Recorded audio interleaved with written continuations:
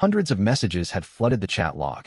Shermang had stopped repeatedly begging for the combat power rankings and instead posted requests to purchase various materials. Tang Shuiao put up a bundle of Tier 2 beast hides, asking if anyone wanted to trade for them. Other messages included resource buying and selling posts, as well as inquiries about Zhou Mingyuan. Zhou Mingyuan replied to every message in the group with a neutral, lukewarm attitude. Messages moved far faster in this elite group than the regional channel. Composed solely of top-tier survivors, resource exchanges operated with vastly higher efficiency. After finishing trade talks, members shared exploration insights. Amid the flood of mixed information, Chen Guochen picked up several valuable clues. Multiple survivors were close to upgrading to Tier 3 islands, their progress only marginally slower than his own. As he stared at the screen, a message from Zhou Mingyuan suddenly popped up in a font noticeably larger than standard text, clearly sent using the group admin's special privileges. I've obtained new intelligence today. Once 100 survivors in this region upgrade to Tier 3 islands, the system will launch the Regional Island Leaderboard, distributing rewards based on rankings. Specific reward details remain undisclosed in the report. Additionally, the system will roll out a server-wide event tomorrow with an unknown format. According to the intel, every survivor must participate. I suggest everyone make thorough preparations. If it turns out to be a group or team-based event, I hope all of you will look out for fellow survivors. The group instantly exploded with replies. Shermang. 100 people to unlock the rankings? Anyone who's already Tier 3 speak up now. Lu Jihan. If this information is legitimate, I'll offer assistance to others within my capacity to show my gratitude. Tang Shuiyao. Thanks for the heads up. Chen Shi. Appreciate the intel. I would have helped other survivors even without this notice. Chen Guochen stared at the screen deep in thought. Tomorrow's mandatory system event could either be a competitive combat scenario or something entirely different. He closed the chat window and stood up, lifting Starlet from his lap and settling the creature onto his shoulder, before walking over to the Star-Vane spring on the eastern side of his villa and crouching down. Clear, cold spring water bubbled out from rock fissures, its surface shimmering with a faint silvery halo. 3 pea-sized droplets pooled in a hollow at the spring's bottom. Thick and viscous like condensed stardust, the liquid refused to dilute or dissolve into the surrounding spring water. Chen Guochen pulled out an empty vial and carefully scraped each drop of star marrow liquid into the container one by one. After securing the vial, he grabbed a bucket, filled it halfway with spring water, and carried it toward his 18 farm plots. The young star-spotted fruit saplings had grown to knee height, their leaf edges etched with faint silver veins, visibly taller than the previous day. The other vegetables planted in the plots had all sprouted as well. Tiny specks of light glimmered across the surface of the star-enriched soil, which exuded a crisp, refreshing aura. He bent down to water each plot one after another, with Starlet hopping along cheerfully right behind him. By the time he finished watering, dusk had fallen, and stars began to twinkle across the sky. Let's head to the tower for today's cultivation session. Starlet immediately flew forward at his words. Entering the star-gathering tower, Chen Guochen skipped the first floor and headed straight for the second. Though the air carried a tangible pressure here, the ambient stellar energy was far denser. He and Starlet each pushed open the door to separate cultivation chambers. Starlet had been reluctant at first, and Chen Guochen had spent quite some time persuading the little creature to train independently. The cultivation chamber was modest in size, fitted with a polished black stone slab carved with stellar runes on the floor. Faint light emanated from the runes lining all 4 walls. Chen Guochen sat cross-legged atop the runic slab and swallowed the star marrow liquid. The fluid felt icy cold sliding down his throat, then bloomed into a warm surge of energy once it reached his abdomen, flowing through his meridians to permeate every part of his body. He immediately closed his eyes to focus his mind and started circulating the introductory art of Stellar Firmament Codex. The moment he sank into meditation, the wall runes flared brighter. Concentrated stellar energy drawn by the tower rushed toward him from all directions, streaming into his body through his limbs and bones, many times more potent than the stellar energy he cultivated without on his island. Thin silver strands of stellar power cleansed his flesh and skeletal structure bit by bit. Thanks to prior enhancements from mental potions, physical constitution potions, and marrow washing fluid, paired with the resonance buff from his shared Tier 3 Star-Vane Island, the star marrow liquid, and the amplification of the star-gathering tower. Every trace of blockage within his body melted away like warm spring water washing over stone. The flow of stellar power inside him smoothed out dramatically, and he naturally broke through to Tier 2 with effortless ease. Chen Guochen slowly opened his eyes the next morning. Pale silver-blue light lingering in the cultivation chamber reflected in his pupils. He could distinctly feel his stellar energy circulating far more smoothly than the previous night. His entire body felt soaked in warm water, filled with a solid, satisfying sense of power. At that moment, he felt strong enough to knock out an adult bull with a single punch. Name: Chen Guochen. Level: Tier 2 Innate Talent. Shareable target count: 2-3 System evaluation: graduated from a total rookie to a slightly less incompetent rookie. Chen Guochen had long since stopped bothering with the system's sarcastic remarks. Beyond his level advancement, his sharing talent's capacity had risen from 2 targets to 3. He was already sharing his Tier 3 island and Tier 3 fishing rod, and now he could bind one more object or creature to the ability. He stood and stepped out of the cultivation room. Stellar energy still saturated the tower corridor, yet the oppressive pressure from the second floor had faded completely. His body had adapted seamlessly to the environment. When he exited the tower, sea breeze brushed against his cheeks. Starlet was already perched by the entrance waiting for him. Upon seeing him emerge, the creature fluttered onto his shoulder and chirped softly, its silver-blue eyes sparkling brightly. Chen Guochen stroked its head, then suddenly remembered something. He retrieved the Stellar Firmament Codex from his system inventory and flipped to the final page of the introductory section. The page had been blank the last time he checked, but now silver characters seeped upward through the paper, materializing line by line to form new paragraphs. Chen Guochen narrowed his eyes to read the newly unlocked text. The core principle following the introductory chapter could be summed up in one phrase: concentrate mind to observe the stars. Nurture one's sea of consciousness with stellar power. During meditation, perceive the barriers separating the mortal physical form, one's soul, and the cosmic stars. Once this barrier is located, continuously erode it with stellar energy until the wall weakens and fractures. After drawing in the first wisp of pure stellar origin force, you will qualify for advancement to Tier 3. He closed the book and stored it back in his inventory, his future cultivation path now clear. Already boosted by the resonance field of his shared Tier 3 Star Vein Island, his natural affinity for stellar energy far outstripped ordinary survivors, and his cultivation speed would only keep accelerating. Time to activate sharing on another target. He glanced down at Starlet perched on his shoulder and triggered his talent. Activate sharing. As the talent took effect, Chen Guochen sensed immediate physical changes. His vision sharpened drastically, his raw physical strength increased noticeably, and most surprisingly, he gained the ability to levitate. He tested his newfound flight. Wobbling slightly at first, he lifted half a meter off the ground. Starlet froze for a split second, flew in a circle around him, then settled back onto his shoulder and tilted its head with a curious chirp. I can actually fly? Chen Guochen steadied his posture. Flight required minimal exertion, as if an invisible solid platform supported his entire weight, granting him free aerial movement. Though his flight speed paled in comparison to Starlet's natural swiftness, no living being could resist the joy of soaring through the air. Best of all, the reward he had been craving most, his affinity for stellar force, surged sharply. Sharing the Star Vein Island had let him absorb stellar energy before, yet it never granted true innate affinity. Cultivating the Stellar Firmament Codex had improved this trait slightly, but he still lagged far behind Starlet. Now, after sharing the creature's natural gifts, his stellar affinity even marginally surpassed Starlet's own. Nice work, little Starlet. He landed firmly on the ground and flicked the creature gently on its forehead. Though confused about the reason for his praise, Starlet puffed out its chest and chirped proudly. Not wanting to waste time, Chen Guochen ate a simple breakfast before dispatching his automated golems to Greyspine Island to quarry stone and dig soil.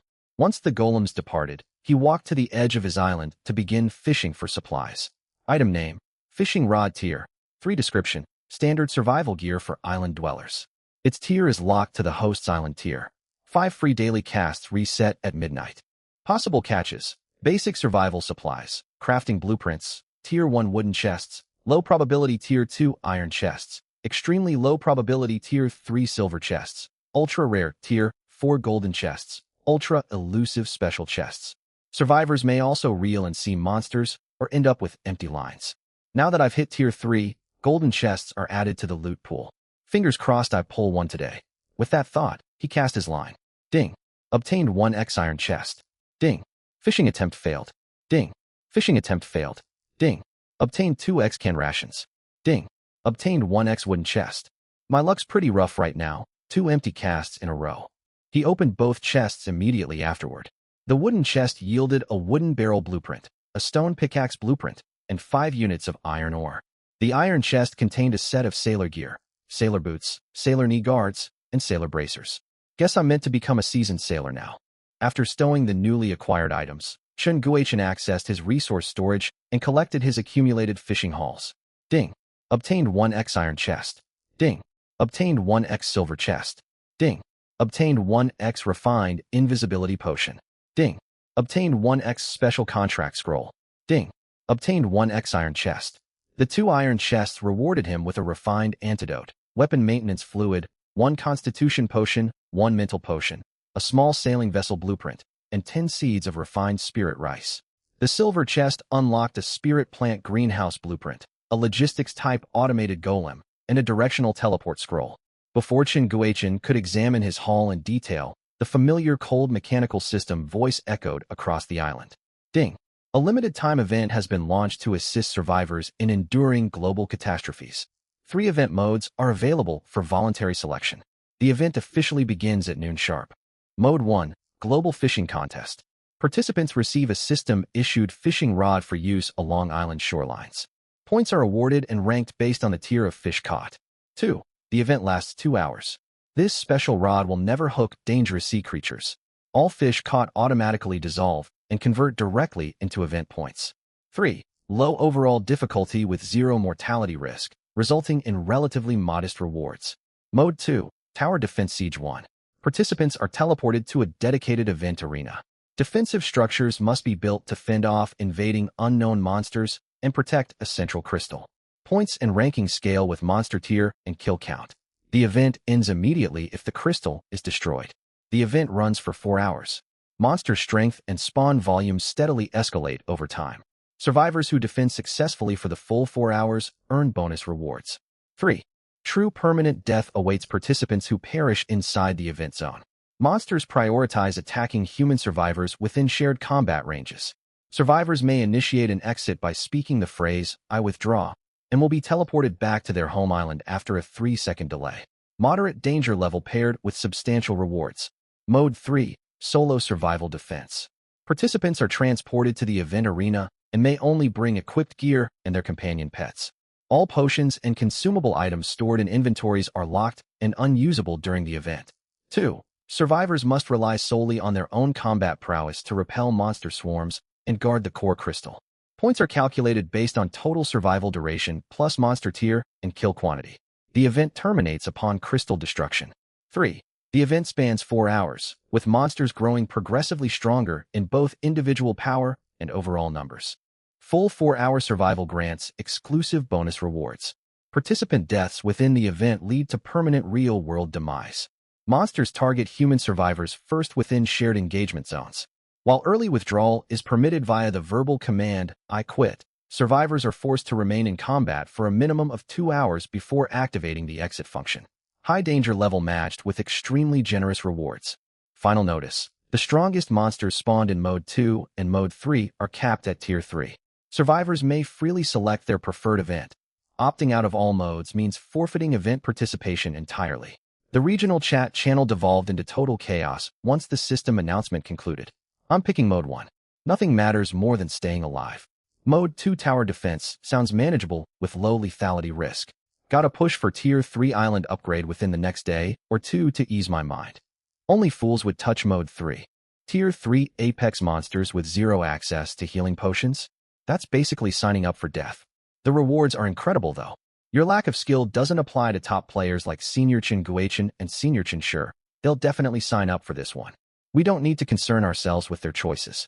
I just wish the system would list the actual rewards already. Everyone feels the same way. Hate getting teased with incomplete information. Chen Guochen skimmed through a handful of these messages, then closed the channel. He glanced at Starlet on his shoulder, pulled out his meteor spear, and donned his newly obtained sailor equipment. He focused his mind, bringing up the floating selection panel displaying the 3 event options. He tapped Solo Survival Defense without hesitation. Confirm selection. Ding. You have selected Event Mode 3, Solo Survival Defense. Teleportation will commence in 10 seconds. Please ensure you only carry wearable equipment and your companion pet. Your system inventory will be sealed upon teleportation. A 10-second countdown ticked away in the corner of his vision. Chen Guochen reached up to pat Starlet's head.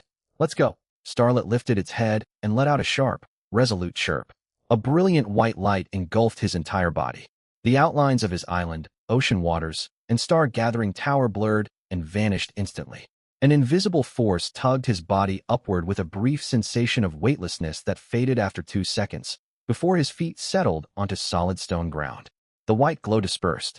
Chen Guochen stood still to scan his surroundings. He was positioned atop a circular stone platform roughly 100 meters in diameter, paved with smooth gray stone slabs etched with dim runes in every crack. A massive translucent crystal, wide enough for 2 adults to link arms and encircle, floated at the platform's exact center, pulsing with faint pale blue-white luminescence. Featureless gray void stretched endlessly beyond the platform boundaries, with no sky or ground visible anywhere. Only this stone platform beneath his feet and a single wide passage stretching forward. A 5-meter-wide stone corridor extended outward from the platform's edge, walled off by empty void on both sides, with several glowing light portals marking its far end. Ding. The first wave of monsters will arrive in 60 seconds. Prepare for combat immediately. He pulled his gaze back, drawing the meteor spear from his back and gripping it firmly. Starlet flew off his shoulder to hover mid-air, its silver blue eyes locked intently on the corridor depths with wings half spread, ready to dive into battle at any moment. The 60-second countdown elapsed quickly. Monsters soon poured out of the light portals. Roughly 20 creatures, each standing only as tall as an adult human's knees. They moved on 4 limbs with flattened skulls and dripping jaws, charging forward at a respectable pace. Chen Guochen activated his insight skill to analyze the creatures. Name: Rockhide Scavenger Tier 0 description: low-ranking pack beast with sharp fangs but relatively thin outer skin and weak physical defense. Tier 0 foes. After reading the entry, Chen Guochen tightened his grip on the spear. As the scavengers rushed onto the platform, he stepped forward to engage them head-on. The first beast lunged toward him. Chen Guochen flicked his wrist, driving the spear tip upward to pierce its lower jaw. Even a casual upward thrust from his 5,000 gene meteor spear blew half the creature's skull apart instantly. He followed with a horizontal sweep of the spear shaft, sending 3 more scavengers flying to smash against the corridor stone walls and disintegrate on impact. The remaining dozen monsters swarmed forward relentlessly. Chen Guochen stood guard at the platform entrance, striking down each foe with minimal effort. His fluid sequence of thrusts, stabs, horizontal sweeps, and heavy bludgeoning looked effortless, almost like a choreographed performance. Starlet did not need to intervene at all. All 20 Rockhide scavengers lay dead within 2.5 minutes. Dark brown blood splattered across the corridor's stone floor. Chen Guochen shook blood residue off his spear and watched the corridor's far end. The second wave was due shortly. Sure enough, heavy, dense footsteps echoed from the depths less than 3 minutes later, signaling a far larger horde of incoming monsters. The new batch emerged from the portals. Their physical size matched the prior scavengers, but their bodies were protected by thick, dark, gray dorsal carapaces. Slower than the first wave, they boasted much sturdier defensive capabilities, yet remained Tier 0 creatures overall. Chen Guochen held back his assault for a moment. The system-worn monster strength would increase over time, but the second wave spawned immediately after he wiped out the first group. He wondered if delaying total extermination would pause subsequent monster spawns entirely. Curious to test this mechanic, he advanced to meet the new foes. A single spear thrust pierced straight through one carapace, driving the tip from the shell's upper surface through the creature's belly. He spun the spear shaft to swat another scavenger leaping at him from the side, crushing its skull with a single blunt blow. He fought with wide, unrestrained strikes until only 5 armored scavengers remained alive. Instead of finishing them off completely, Chen Guochen stepped backward and angled his spear toward the ground, leaving most of the platform entrance unobstructed. The 5 surviving beasts surged onto the platform together. Chen Guochen deliberately toned down his attack force, striking the thickest sections of their carapaces with precise pushes, swats, and deflections. The scavengers were knocked flying repeatedly, but dragged themselves back to charge again, acting like endlessly bouncing rubber balls. Starlet watched the odd scene from midair for a long while before diving down to sink its claws into one scavenger's shell, attempting to hurl the creature to the ground. Chen Guochen raised a hand to stop it. Leave them alive for now. They're useful for testing. Starlet released its grip, and the scavenger crashed onto the stone floor before scrambling away with a pained screech. The companion tilted its head, radiating clear confusion at its owner's strange behavior. Chen Guoqian offered no explanation, continuing his restrained defensive combat to corral the remaining scavengers within platform bounds, never killing them, yet never letting them draw near the central crystal. All the while, he kept a close ear on noises coming from the corridor ahead. 1 minute passed with total silence in the corridor depths. 2 minutes went by with no new movement whatsoever. 3 minutes, 4 minutes, 5 minutes elapsed, judging by the fixed spawn interval between clearing the first wave and the arrival of the second. The third wave should have appeared long ago, yet the corridor remained deathly quiet, save for the screeches of the battered scavengers trapped on the stone platform. 20 minutes passed before 3 of the 5 battered crawling beasts on the stone platform slumped unconscious in the corners. The remaining 2 moved sluggishly, their screeches weak and labored. It was then that the third wave of monsters flooded out from the glowing portal.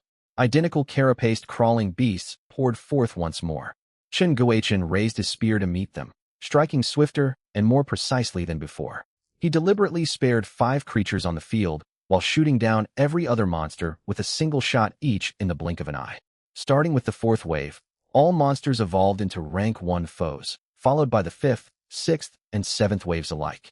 Their numbers rose steadily with each assault, yet the onslaught never exceeded his coping limits. He left 3 to 5 monsters alive in every wave to drag out time, resting amid combat, while maintaining a perfectly calibrated battle rhythm. At first, Star Cluster would swoop down to lend a hand, but after Chen Guoqian blocked its attempts several times, the creature simply perched atop the crystal core for a dose, flicking its tail indifferently as it grew bored with this drawn-out war of attrition. Layers of blood stained the stone platform, drying only to be soaked afresh time and again. Once the 7th wave was wiped out, Chen Guoqian checked the timer on his system panel.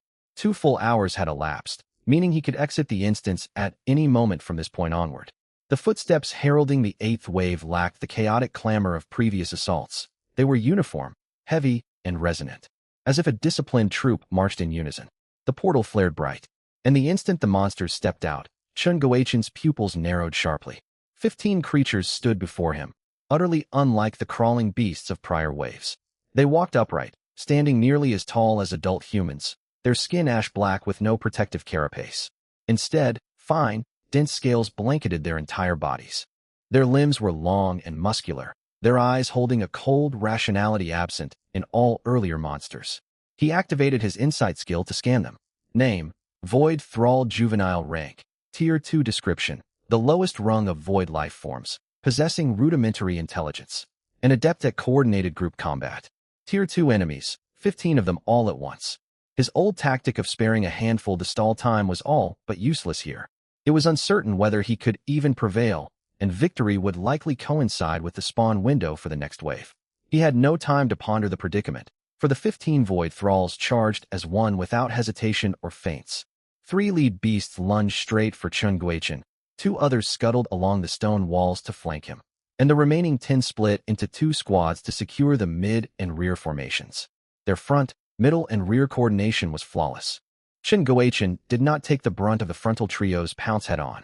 He darted left a split second before they closed in, drawing his meteor spear from his waist, and thrusting its tip toward the ribcage of the flanking void thrall. The monster reacted with startling speed, twisting aside while swiping its claws against the spear shaft. A shrill metallic screech echoed where claw met steel. Chen Guoqian steadied the 5,000-gene spear without the slightest tremor. Seizing the moment the beast's claws locked onto the shaft, he twisted the weapon hard, spinning the spearhead before swinging the butt end into the creature's chest.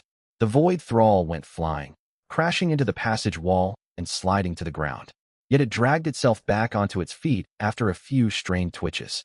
The 14 remaining monsters pressed on undeterred by their wounded comrade. The front 3 closed to within 3 paces of him, their sharp claws striking precisely for his neck, chest, and abdomen. With chilling synchronized accuracy, instead of retreating, Chen Guoqian surged forward a heavy step, slanting the meteor spear upward to batter away the middle beast's claws. Using the recoil to pivot his body along the spear's length, he kicked the right void thrall squarely behind the knee mid-turn. The monster buckled to one knee, and Chen Guoqian brought the spear but crashing down on its skull, killing it instantly. Star Cluster abandoned its passive watch at last, repelled by the unsettling aura emanating from these void thralls. The silver-gray creature dove from the crystal peak, slashing its talons across one monster's face in a fluid aerial pass. The void thrall let out a short shriek and collapsed on the spot. Beating its wings to climb back into the air, it circled once before diving again, targeting another void thrall sneaking toward Chun Guochen's unguarded rear. With Star Cluster providing aerial support, the pressure on Chun Guochen eased considerably on the ground.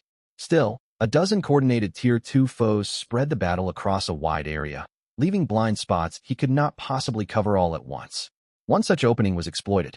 A void thrall on his left slipped into his peripheral blind zone, driving its claws sharply toward his right arm with a tricky, high-speed strike. He spotted the attack out of the corner of his eye, but could not fully dodge in time. He hunched his shoulder downward at the last second. The claws sliced open the shoulder panel of his canvas leather armor, leaving only a faint white indentation on his actual skin. Grimacing against the sting, he spun with the momentum of the blow, driving the spear tip up through the monster's jaw and out through the top of its skull in a clean, fatal thrust. The battle dragged on for a long while. Bit by bit, the 15 Tier 2 void thralls fell to the combined efforts of Chun Guochen and Star Cluster. By the time only 3 foes remained, fatigue weighed heavily on him.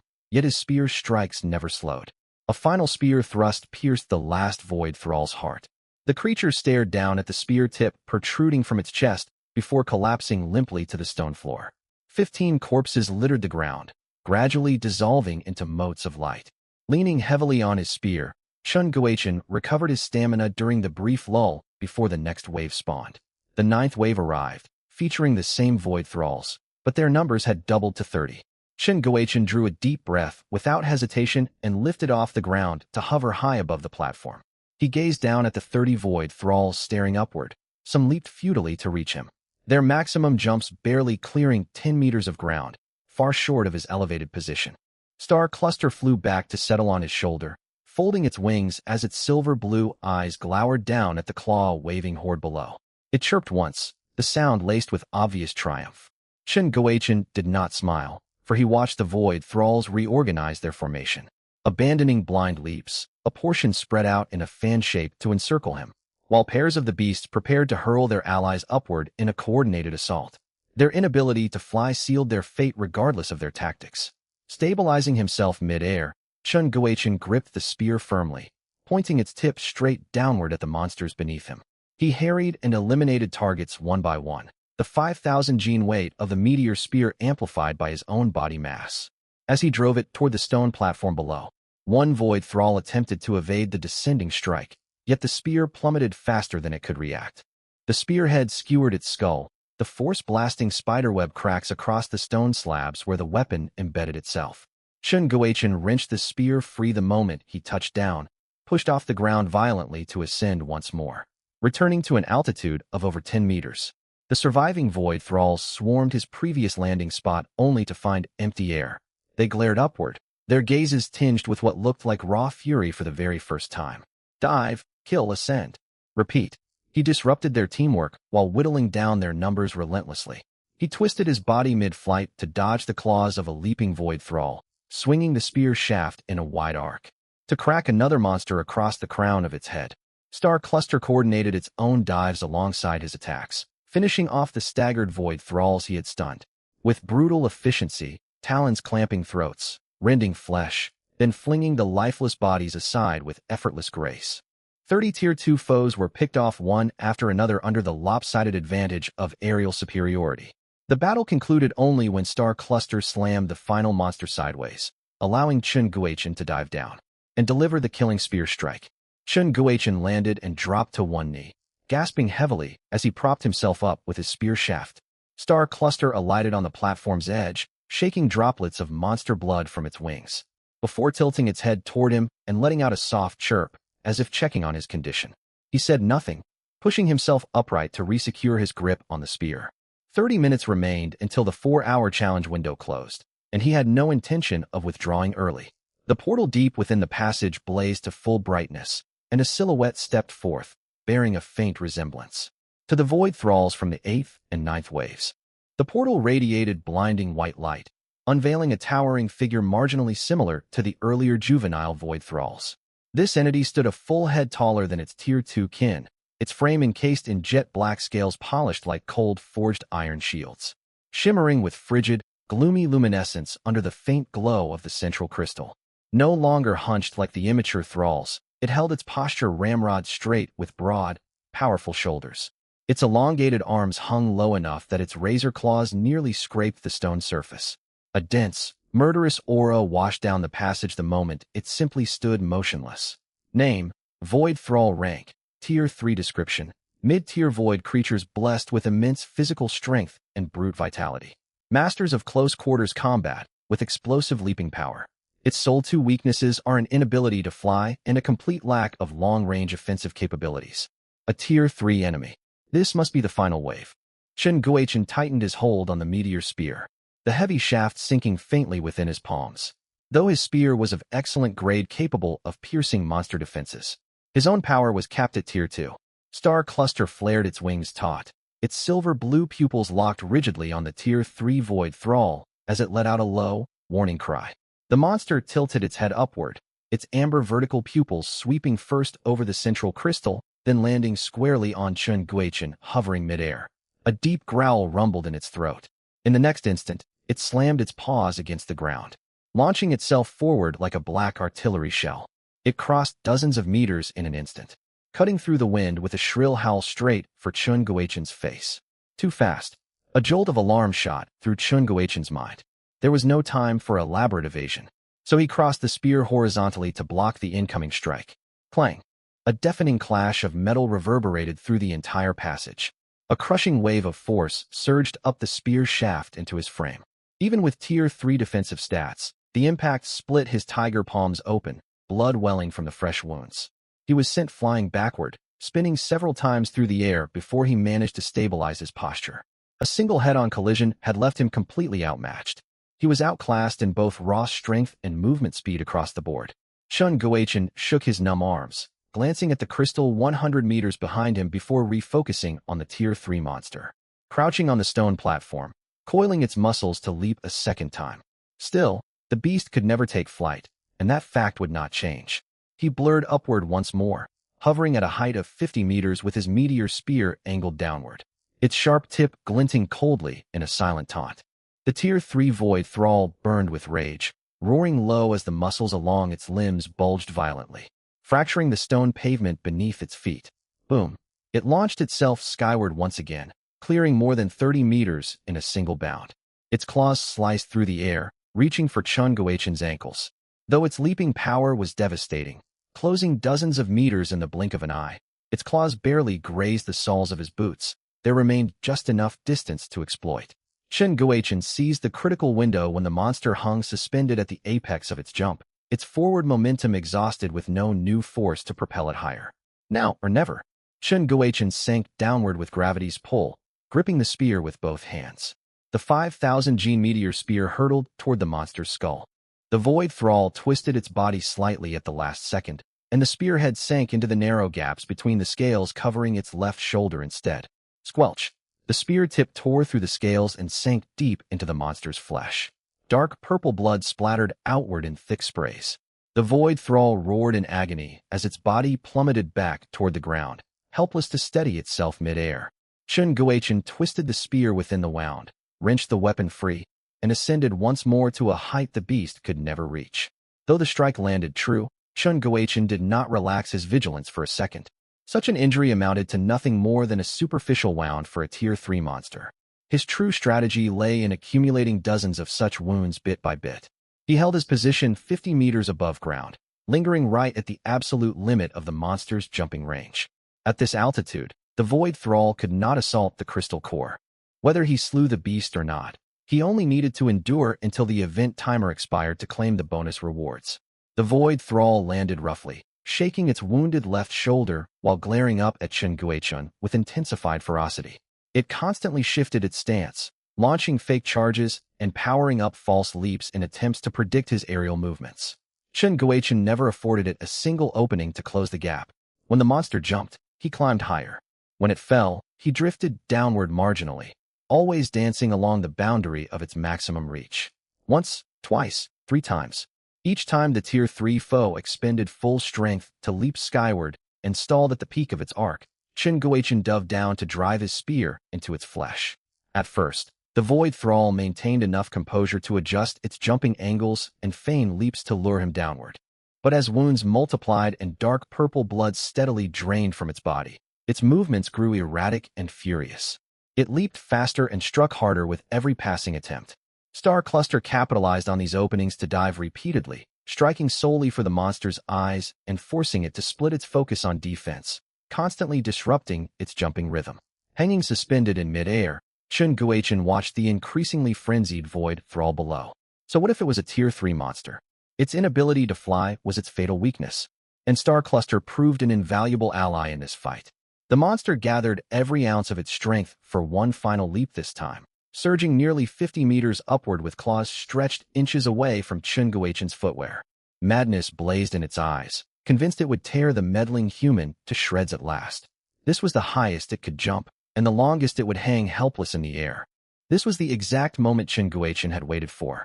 He did not dodge, channeled all his internal star power into his arms, the meteor spear's tip glowing with faint silver radiance. He dove straight down with gravitational acceleration, colliding head-on with the airborne Void Thrall. Die! He uttered a low shout. The meteor spear streaked downward like a silver shooting star, carrying overwhelming momentum to pierce cleanly into the torn, mangled wound on the monster's left shoulder. The blade tore unimpeded through its shoulder musculature and buried itself deep within its torso. Uft! The spear tip burst out from the monster's back. The Void Thrall froze rigidly in mid-air. Chen Guochen twisted the spear's shaft violently. A crisp crack echoed as bones splintered under the torque. Chen Guochen pulled the spear free and ascended upward once again. The massive creature lost all bodily strength this time, plummeting heavily onto the stone platform with a dull, thunderous crash, never to leap again. Its colossal frame slowly dissolved into drifting ashes. Right then, the familiar mechanical system voice echoed inside Chen Guochen's mind. Ding! Individual combat challenge concluded. Final Guardian target eliminated. Void Thrall. For hour endurance requirement met. Additional bonus rewards unlocked.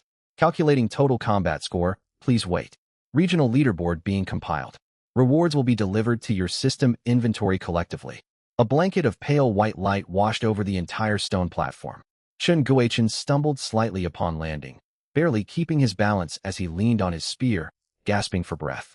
For hours of relentless high-intensity combat, especially the prolonged aerial tug-of-war against the Tier 3 Void Thrall, had nearly drained every last ounce of his stamina. The lacerations on his tiger palms had already sealed themselves shut. Star Cluster fluttered down to rest on his shoulder, rubbing its head gently against his cheek with soft chirps, clearly vying for praise. Well fought. Chen Guochen smiled, reaching up to scratch the creature's head. The white glow intensified, wrapping his entire figure in its radiance. A moment later, a weightless sensation washed over him, replaced by the familiar ambient aura of the island. When he opened his eyes again, he stood upon the sandy shores of the Star Vein Resonance Island. The white light faded, and briny sea wind carried the familiar scent of ambient star energy across his skin. Chen Guochen stood planted in the sand with his meteor spear braced against the ground, his legs wobbly and his arms heavy, as if filled with molten lead. For hours of brutal non-stop combat, capped by the grueling aerial battle against the Tier 3 Void Thrall, had sapped nearly all his physical reserves. Star Cluster hopped down beside him, nudging his leg with its small head and letting out quiet chirps. Nicely done. Chen Guochen repeated his praise with a soft smile, stroking the creature's head. He lifted his gaze toward the sky. The sun hung slightly west of its zenith, its harsh glare stinging his eyes. Opening the system clock, he read the time, 2:07 p.m. Only 2 hours have passed out here. For grueling hours of battle within the challenge space translated to merely 2 hours in the real world, confirming that time flowed at a different rate inside the system instance. With that realization, he saw no rush to move. He would wait for the leaderboard to load and check his rewards first. Stowing his meteor spear in his inventory, he stepped backward and lay flat on the warm, fine sand. The rhythmic crash of ocean waves filled his ears as Star Cluster hopped onto his chest, curling into a warm, compact ball with half-lidded silver blue eyes to bask in the sunlight alongside him. Human and avian beast rested peacefully, the taut nerves frayed by 4 hours of battle slowly unwinding. After roughly 10 minutes of rest, his breathing fully steadied. Shin Guochen opened the regional public chat channel. Survivors freshly extracted from the challenge flooded the feed with chaotic chatter. Some expressed relief at escaping alive. Others vented frustration over the absurdly powerful monsters, while many speculated publicly on the candidates topping each ranking board. The tower defense event was brutal. Rank 1 monsters spawned on the 4th wave alone and slowed me down nonstop. The fishing challenge was tedious. I wasted 2 hours sitting there without catching a single decent fish. Fishing is only boring if you don't know the right methods. I hauled 80 gene of catch. Do you see me bragging about it? Typical empty-handed angler. Hey, don't label me a dry fisher. I really reeled an 80 gene of fish. Back on Blue Planet, I'd fill whole buckets with catches during my nightly fishing trips. Empty-handed angler. Quit repeating that jab without any proof. Has anyone signed up for the individual combat challenge? Spill the details on what it was actually like. I'm putting my money on expert Chinshur for first place. He ventures out to explore the island non-stop with 0 incidents. His strength is unquestionable. Expert Shermang is just as formidable. He constantly posts screenshots of his monster kills in the channel. I have a hunch expert Chin Guochen will claim the top spot, even if I can't back this guess with hard evidence. Does anyone actually last the full 4 hours? The system promised bonus rewards, but it feels like nothing more than empty promises. Who could possibly hold their ground against Tier 3 monsters? Shin Guochen paused his browsing and switched to the small group chat led by Zhou Mingyuan, where a heated conversation was underway. Shermang. Damn it. I got overwhelmed at the 8th wave of the solo battle. 15 Tier 2 Void minions wore me down completely. I was totally drained, but I scraped by for 2 full hours. I was this close to dying out there. Chinshur. I also stopped at Wave 8, but shouldn't Wave 8 spawn roughly around the 3-hour mark? Did you rush to wipe out every monster the second they appeared? Shermang. Wasn't that the obvious move?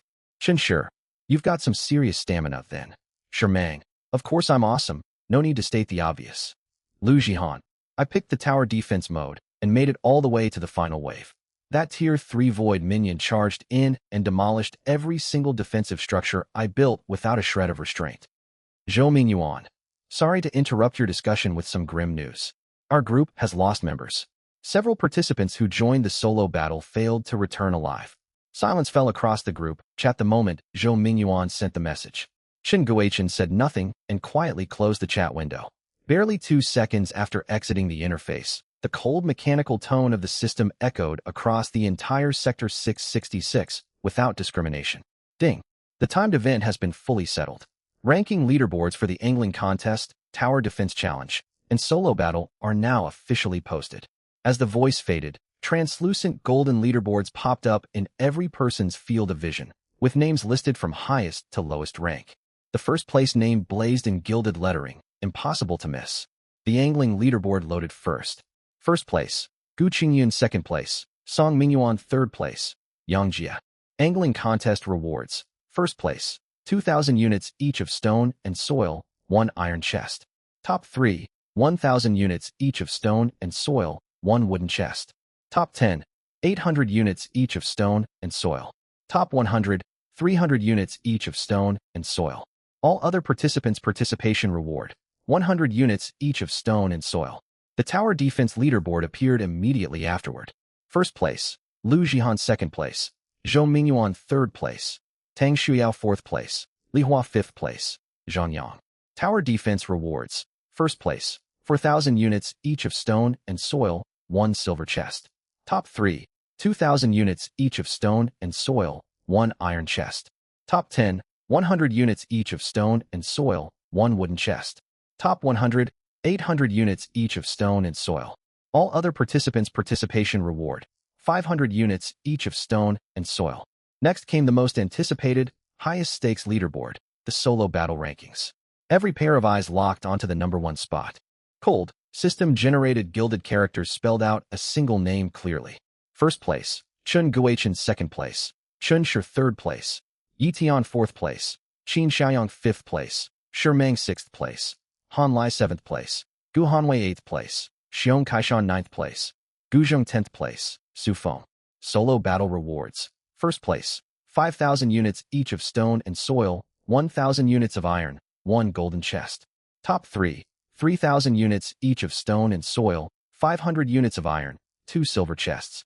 Top 10, 2,000 units each of stone and soil, 300 units of iron, 1 silver chest. Top 100, 1,000 units each of stone and soil, 100 units of iron, 3 iron chests.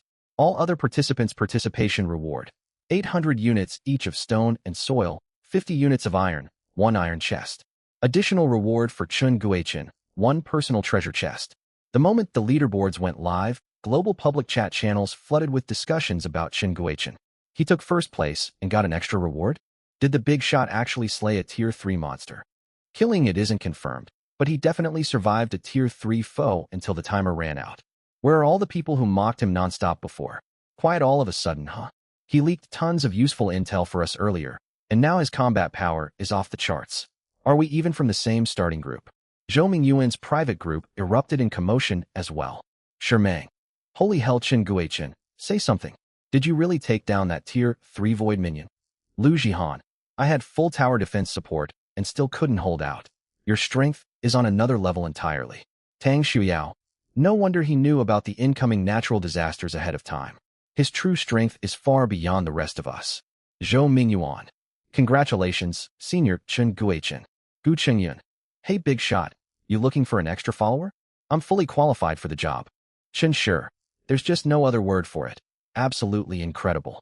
With the group blowing up with messages directed at him, Chun Guichen decided to send a quick reply before inspecting his rewards. The loot wasn't going anywhere anytime soon. Chun Guichen. Pure luck on my end.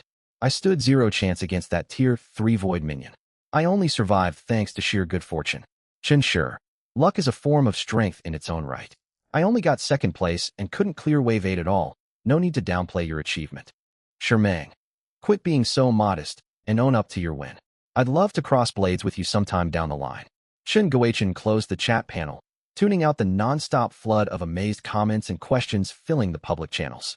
He sat upright and gently lifted Star Cluster, who had been dozing on his chest, setting the creature down onto the sandy shore. Star Cluster let out a drowsy chirp, rolled over, and curled back into a ball to resume its nap. With a thought, 2 treasure chests floated above his stockpile of materials inside his system storage space. One was the ornate, fully gilded golden chest, the standard reward for claiming first place in the solo battle. The other was a personal treasure chest etched with flowing silver-blue stellar runes, his exclusive prize for enduring the full 4 hours of combat. Chun Guichen opened the golden chest first.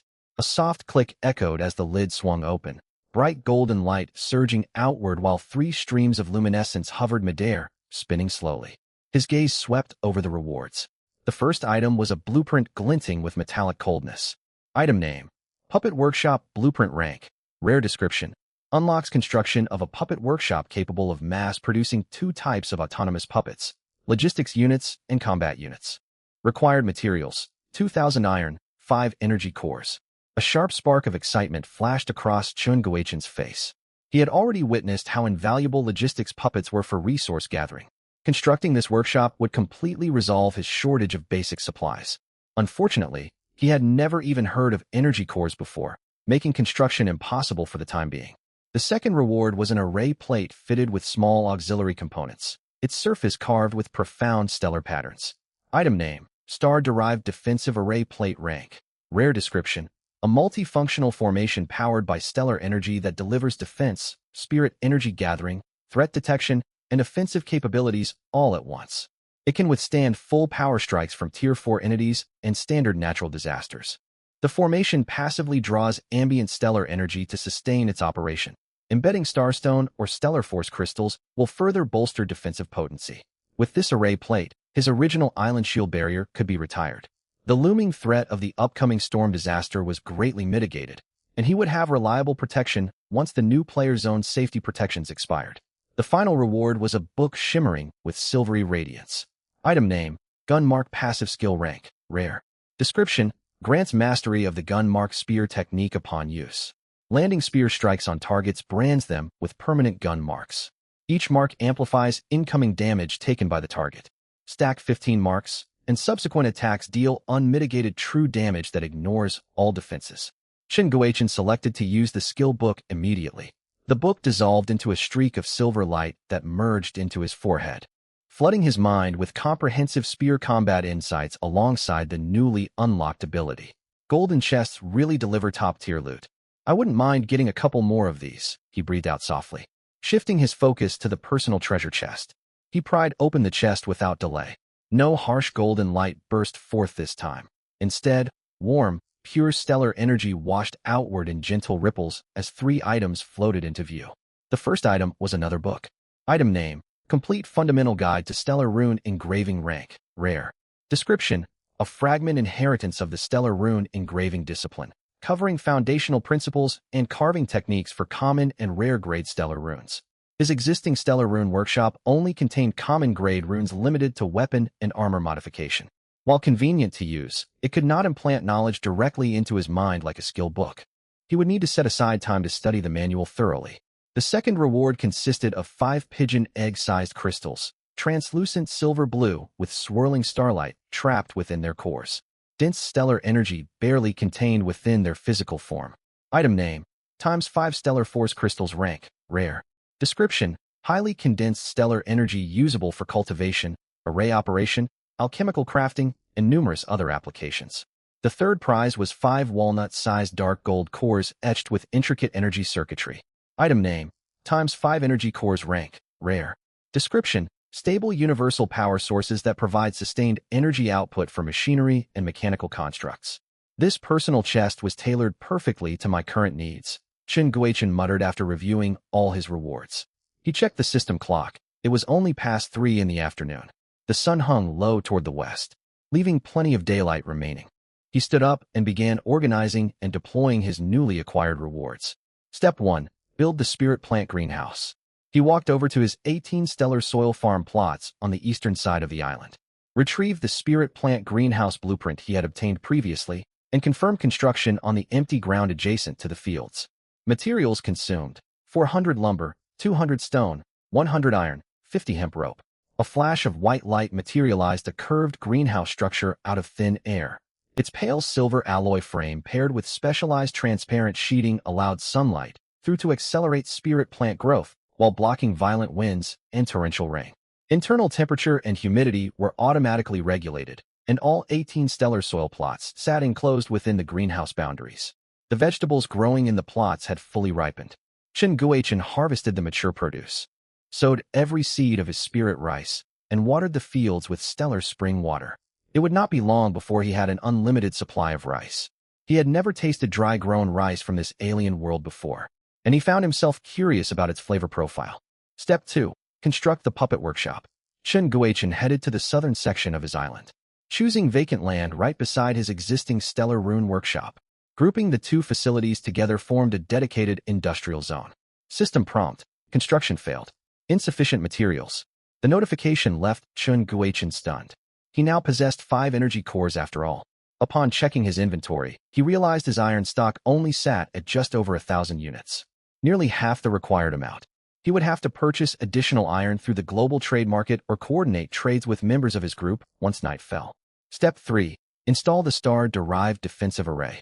Per the array plate's instructions, 4 foundational array stones needed to be buried at the island's 4 cardinal directions, with the core array plate anchored at a location rich in stellar energy. Chen Guoqian buried a rune-carved foundation stone at each of the island's 4 corners, infusing a wisp of his own stellar energy to activate each one. He then placed the main array plate beneath his star-gathering tower and triggered its activation. Instantly, faint silver-blue glows ignited at each island corner. For beams of light raced along underground energy veins, converging beneath the star-gathering tower to form a complete formation diagram. A nearly transparent pale, silver membrane rose slowly along the island's perimeter, shaped like an upturned giant bowl that fully enveloped Star Resonance Island under its protection. Star Cluster stirred at the shift in ambient energy, darting excitedly through the air and chirping loudly toward Chen Guoqian to voice its delight.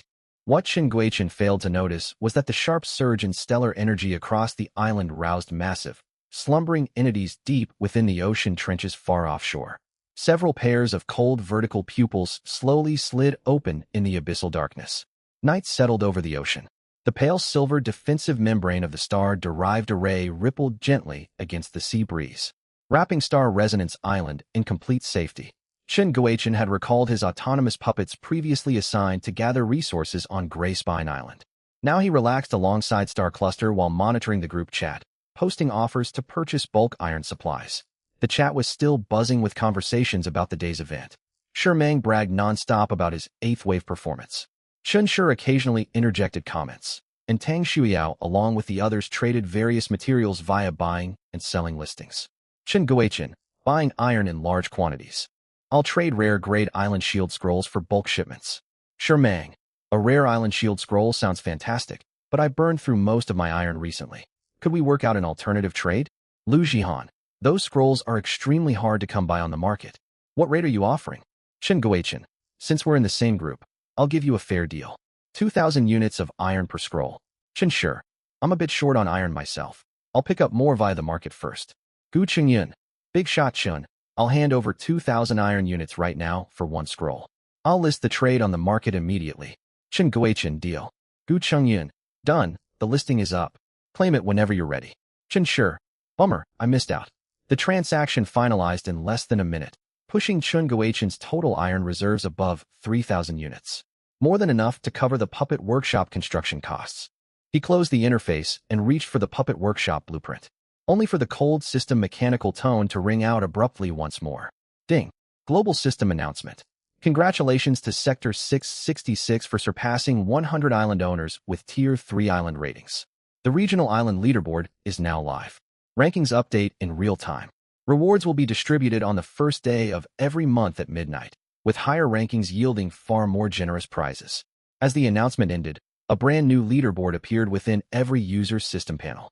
Chen Guichen opened it to see a dense list of island names paired with their respective owners' IDs. The very top spot glowed bright with gilded lettering. First place, Star Resonance Island owner, Chen Guichen. Second place, Treasure Hoard Island owner, Gu Chengyun. Third place, Wind Listening Island owner, Chen Shi. Fourth place, Spirit Haven Island owner, Yi Tian. Fifth place, Clear Brilliance Island owner, Lu Jihan. Sixth place, Molten Reef Forge Island owner, Shi Meng. Seventh place, Banyan Life Island owner, Tang Shuiao. Eighth place, Subtle Insight Island owner, Zhou Mingyuan. Ninth place, Solid Rock Island owner, Qin Xiaoyang. 10th place, Ordinary Island owner, Han Lai. The leaderboard stretched for well over 100 entries. Chen Guichen's island seized first place once again, reigniting the wave of public attention that had faded slightly after the solo battle results were released. The group chat flooded with congratulatory messages once again. Chen Guichen shut the leaderboard window, sent a brief "congrats to everyone as well" into the group, and ignored the ensuing chatter to focus on building the Puppet Workshop. Walking to the empty plot beside the Stellar Rune Workshop on the island's southern side, he activated the Puppet Workshop blueprint and confirmed construction. Materials consumed: 2,000 iron, 5 energy cores. A brilliant white light bloomed, assembling the workshop's massive silhouette in an instant. Dark gray metallic walls stacked upward layer by layer, etched with delicate energy circuit patterns. 3 slender energy receiver spires rose from the rooftop, glowing with faint cyan luminescence. The radiance faded after a dozen seconds, revealing a sturdy 2-story workshop spanning nearly 600 square meters, with an imposing, industrial mechanical design. Building name: Puppet Workshop. Rank: Rare. Description: enables mass production of autonomous puppets. Logistics and combat puppet models are currently unlocked. Advanced variants require workshop upgrades for access. Chen Guichen pushed open the heavy alloy entrance door and stepped inside. The workshop interior was spacious. The ground floor housed assembly production lines and material stockrooms, while the second floor contained the central control hub and puppet calibration platforms. A pale blue holographic projection hovered above the main console, displaying detailed crafting recipes for the 2 available puppet models. The first option, Grade C Common Logistics Autonomous Puppet, identical to the unit he already owned. Solar-powered, specialized in mining, lumber harvesting, cargo transport, and other labor tasks. Crafting materials required: 1 solar panel, 50 iron, 10 electrical wiring, 20 gear components.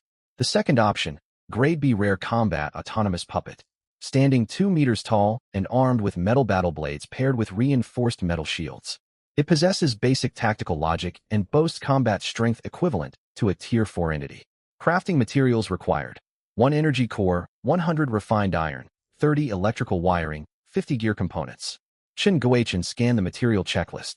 Aside from standard iron and energy cores, he had never laid eyes on solar panels, refined iron, wiring, or gear components before. It made perfect sense that the puppet workshop was classified as rare tier. Its crafting materials were equally scarce and unobtainable for the moment.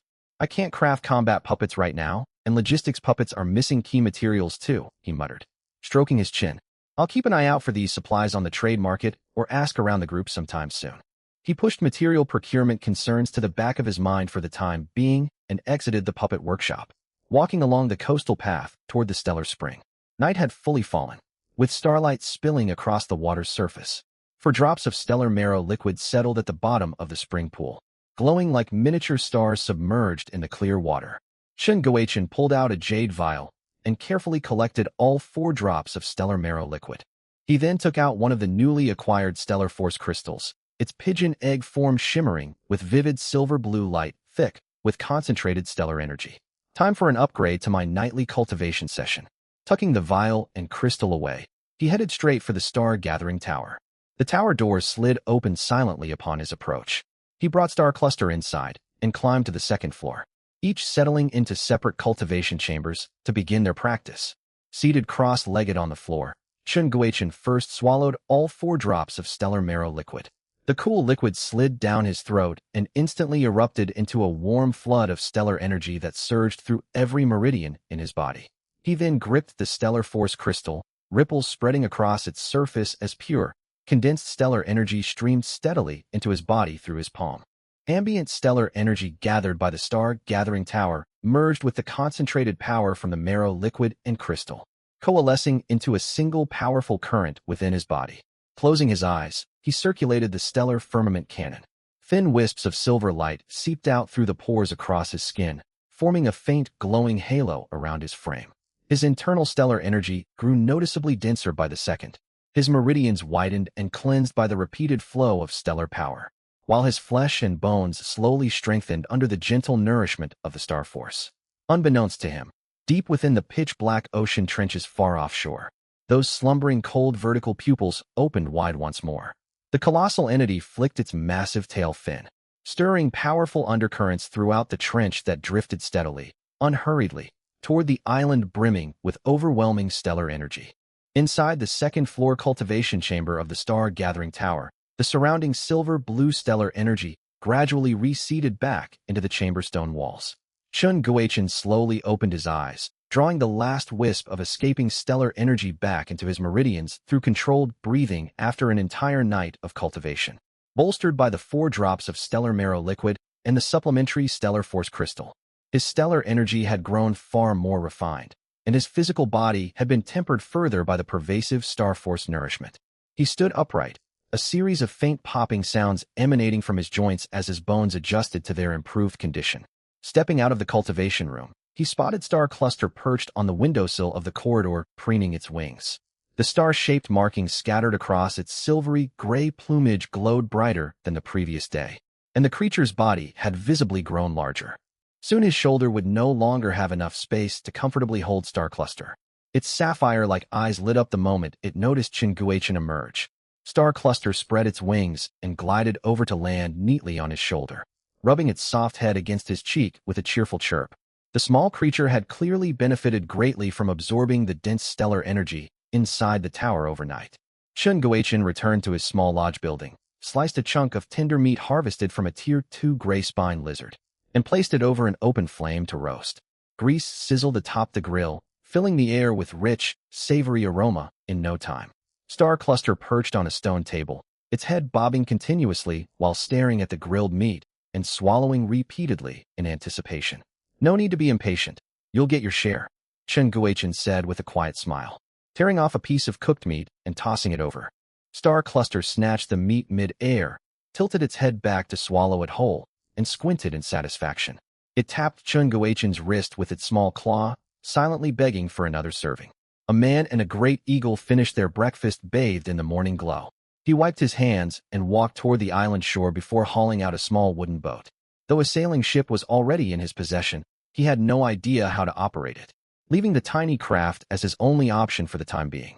Same rules as always. Prioritize quarry stones and topsoil from the rocky zone. Sort and stack them separately. Upon arriving at Gray Spine Island, Chen Guochen gave commands to 2 automated golems. The pair turned on the spot and marched steadily toward the mountain foot. ready to begin their monotonous day of labor. Returning to Star Vane Residence Island, Chun Guochen headed to his usual seaside spot and cast his fishing rod. The line sank straight down into the azure seawater far below the surface. Ding. Obtained stone times 10. Ding. Obtained wooden treasure chest times 1. Ding. Obtained iron times 5. Ding. Obtained fresh water times 3 liters. Ding. Obtained wooden treasure chest times 1. His haul from fishing was rather meager this time. Yet Chun Guochen had never pinned high hopes on the fishing rod anyway. He unlocked the 2 wooden chests and claimed their contents. Seasoning pack times 1, chili seeds, wheat seeds, dagger times 1, quilt times 1, glowstone times 5. Finding no extraordinary loot inside, Chun Guochen laid down on the sandy beach. He dipped his right hand into the cool seawater and activated his shared talent. The scenery before his eyes warped abruptly. Within a pale blue void space, all kinds of supplies drifted slowly along invisible currents. Chun Guochen swept his gaze across the floating goods, grabbing only the most valuable items he spotted. Ding. Obtained iron treasure chest times 1. Ding. Obtained iron treasure chest times 1. Ding. Obtained strength potion times 1. Ding. Obtained silver treasure chest times 1. Ding. Obtained blueprint, sailor leather boots. His 5 usage chances were exhausted, and the void faded away. The familiar sound of crashing waves flooded his ears once more. He opened the 2 iron chests and acquired the following blueprints of fine grade: elixir of vigor, antidote, healing potion, hunting bow, and armor-piercing arrows, alongside 3 moon grape seeds. 2. When it came to the remaining silver treasure chest, Chun Guochen held his star cluster tightly and pleaded earnestly for good rewards. Item name: Power Tower Blueprint Rank. Excellent description. The power tower stays buried underground in a concealed state normally. It will materialize automatically and unleash electric strikes when hostile forces attack the island. 4. Required materials: iron times 50, lumber times 10, solar panel times 1, electric wire times 5. Item name: Mind Calming Necklace Rank. Excellent description. Gradually nourishes the user's spirit, moderately boosts mental focus, and blocks a portion of psychic assaults. 6. Item name: Mind Soothing Herb Seeds times 3 rank. Excellent description. Direct consumption of Mind Soothing Herb calms restless thoughts and eases mental strain. The herb can also be processed into various medicinal concoctions. The gains are pretty solid. I'll sort out my loot, make defensive arrangements for the island, then brace myself for the incoming storm disaster. 8. I wonder how many survivors will make it through this calamity. 9. Chun Guochen put on the mind-calming necklace and placed all newly acquired blueprints onto his workbench. After nearly an hour of inventory sorting and research, he confirmed he could craft every blueprint he had obtained, excluding potions, the power tower, and automated golems. 11.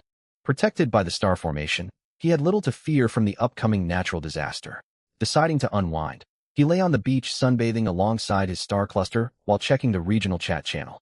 13. The 666 zone originally held 100,000 survivors, yet merely over 60,000 remained. 14. Roughly 1,000 people had upgraded their islands to Tier 3, an impressively high statistic. Without the assistance of Chun Shi, Zhou Mingyuan, and other capable survivors, this number would have plummeted even further. 16. Within the regional chat, Zhou Mingyuan and Chun Shi were still offering guidance to those who had failed to advance their islands to Tier 3. Zhou Mingyuan: anyone who still hasn't reached Tier 3 should stop hoarding useless rare blueprints and items. Sell them promptly to acquire stones and soil. Reach out to me if you cannot find reliable buyers. 18. Zhou Mingyuan: furthermore, the impending disaster is a severe storm. Reinforce your wooden huts properly and take full precautions against strong winds and heavy rainfall. Chun Shi: if you have no viable solutions, dig underground bunkers inside your cabins. Reinforce waterproofing and ventilation for the bunkers to sustain yourselves through the disaster period. 20. Chun Shi: also, do not fixate on using rare special materials to unlock Tier 3 island attributes for a higher development ceiling. Survival comes first. If you are unwilling to sell your valuables but trust my credibility, you may pawn your items with me. You can redeem them with materials once the storm passes. 22. Thank you so much for the advice, seniors. I'm going to dig and fortify my underground shelter right away. 23. I trust you, Senior Chun Shi. I've sent you a private message. We're incredibly lucky to have the two of you. Stones and soil are being marked up to outrageous prices by scalpers on the trading market. 25. Prices are set for a reason. If you cannot afford them, do not complain about it.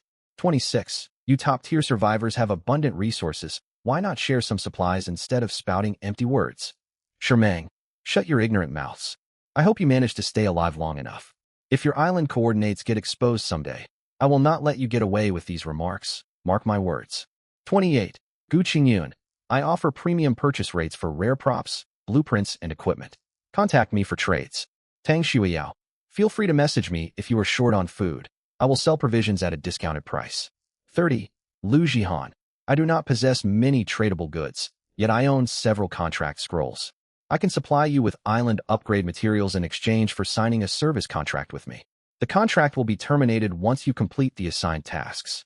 Wow, all the ranked top survivors are pitching in to help us. We truly owe all of you our gratitude.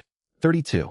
I was ready to give up entirely, but seeing the elites choose to support ordinary survivors rather than exploit us reignited my will to live. To the person who planned to take their own life earlier, I'm staying alive now. No hard feelings on my end. I've also decided to keep living. 34. Senior Chen Guichen warned us of the disaster beforehand, and now numerous powerful survivors are lending aid. Being trapped in the 666 zone is unexpectedly fortunate. 35. Reading these messages left Chen Guichen dumbfounded by the unified efforts of the powerful survivors. He opened their private group chat and learned they had coordinated this relief effort together beforehand. 37. Zhou Mingyuan. Every piece of information I shared has been verified. I gain nothing from deceiving everyone, so I ask you all to support struggling survivors. The survival rate within our zone carries immense significance for all of us. Lu Jihan, I'll cooperate with your plan. I hope your reasoning holds true. 39. Gu Changyun. Count me in, Brother Zhou. Even if this effort yields no tangible rewards, I'll treat it as payment for the valuable intel you've provided us previously. Warm firewood crackled inside the fireplace of the Western-style cottage, casting gentle golden illumination across the empty living room. 41. At exactly 8 o'clock, a cold, monotonous system voice resounded in the minds of every survivor across the entire 666 zone. Ding! Global disaster announcement issued. The first disaster, the catastrophic storm, will descend at midnight today and rage for 2 full days and nights. 43. During the disaster period, all fishing rods will be completely disabled. No fishing or material collection via aquatic harvesting will be accessible. Midnight will also mark the expiration of the novice protection period. After protection lifts, the probability of reeling in sea monsters while fishing will surge sharply, and the surrounding ocean waters will grow far more hazardous. 45. All survivors are ordered to make thorough emergency preparations immediately. Shortly after the announcement, discussions erupted once more in the regional chat channel. 47. Fishing rods are going offline. Even if they worked, I wouldn't dare cast a line anyway. Glad no extra harsh regulations were added. We all knew the storm was coming, yet the official system notice erased our last shred of optimism. I'm not confident I'll pull through this. 49. So the novice barrier was shielding us from sea monster encounters all along. Even if we survive the storm, life at sea will only grow deadlier from now on. If I perish in this disaster, I'll upload all my leftover supplies to the trading market for whoever can claim them fast enough. 51. I'll do the same. I originally planned to gift my goods to the top survivors, but they surely have no need for my meager stockpiles. Really? I'll keep my eyes peeled to grab whatever gets listed then. You can never have too many crafting materials. 53. Your overconfidence after upgrading to Tier 3 is truly ridiculous. Hoarding materials means nothing if your island coordinates get leaked in the future. I'll respect you only if you dare broadcast your island location publicly. Despite the relief supplies released by high-ranking survivors, the prices of stone and soil on the trading market continued to soar without pause. 55. A heavy somber mood settled over their private alliance group chat. Sure, I'm currently distributing guidelines for reinforcing Tier 2 wooden cabins. I'll help as many people as possible, yet only 2,000 islands have reached Tier 3. Over 60,000 survivors are stuck at Tier 1 or 2. 57. Gu Qingyun. I've already released a large batch of stones and soil at reduced market prices. Lu Jihan. Our efforts can only do so much. It is impossible for the few of us to save every single person. Moreover, some survivors do not deserve our rescue efforts. 59. In such a catastrophic storm, anyone on a Tier 1 island is doomed. Most Tier 2 island residents stand a reasonable chance of survival. Otherwise, this global survival ordeal would be completely meaningless. Zhou Mingyuan. Do your utmost within your limits. I will share real-time disaster updates as the storm unfolds. 61. No one could gauge the ferocity of the incoming tempest, yet everyone understood it would be devastatingly powerful. 62. Time ticked away second by second. By 9 o'clock at night, the once clear sky was swallowed by thick, oppressive dark clouds. The mild, salty sea breeze morphed into a shrill, howling gale. 64. Towering waves crashed relentlessly against island coastlines, stripping layers of loose earth and washing it out into the open ocean. Countless survivors on Tier 2 islands fought against violent winds to reinforce their shelters, weighing down rooftops with boulders, binding wooden beams with thick hemp ropes, stacking crude breakwaters along shorelines. 66. Others frantically dug underground shelters and hauled their limited food and fresh water stocks inside. A small number of survivors slumped against their cabin doorframes, staring blankly at the pitch-black ocean without the will to resist their fate. 68. By 11 o'clock, winds had whipped seawater into massive towering waves that collided violently against one another across the sea surface. 69. The clock struck 12 midnight. There was no gradual transition. An invisible force tore open the firmament without warning. 71. Boom. A bolt of vivid blue lightning split the cloud layer, casting a blinding white glow across the entire 666 sea zone before vanishing into total darkness.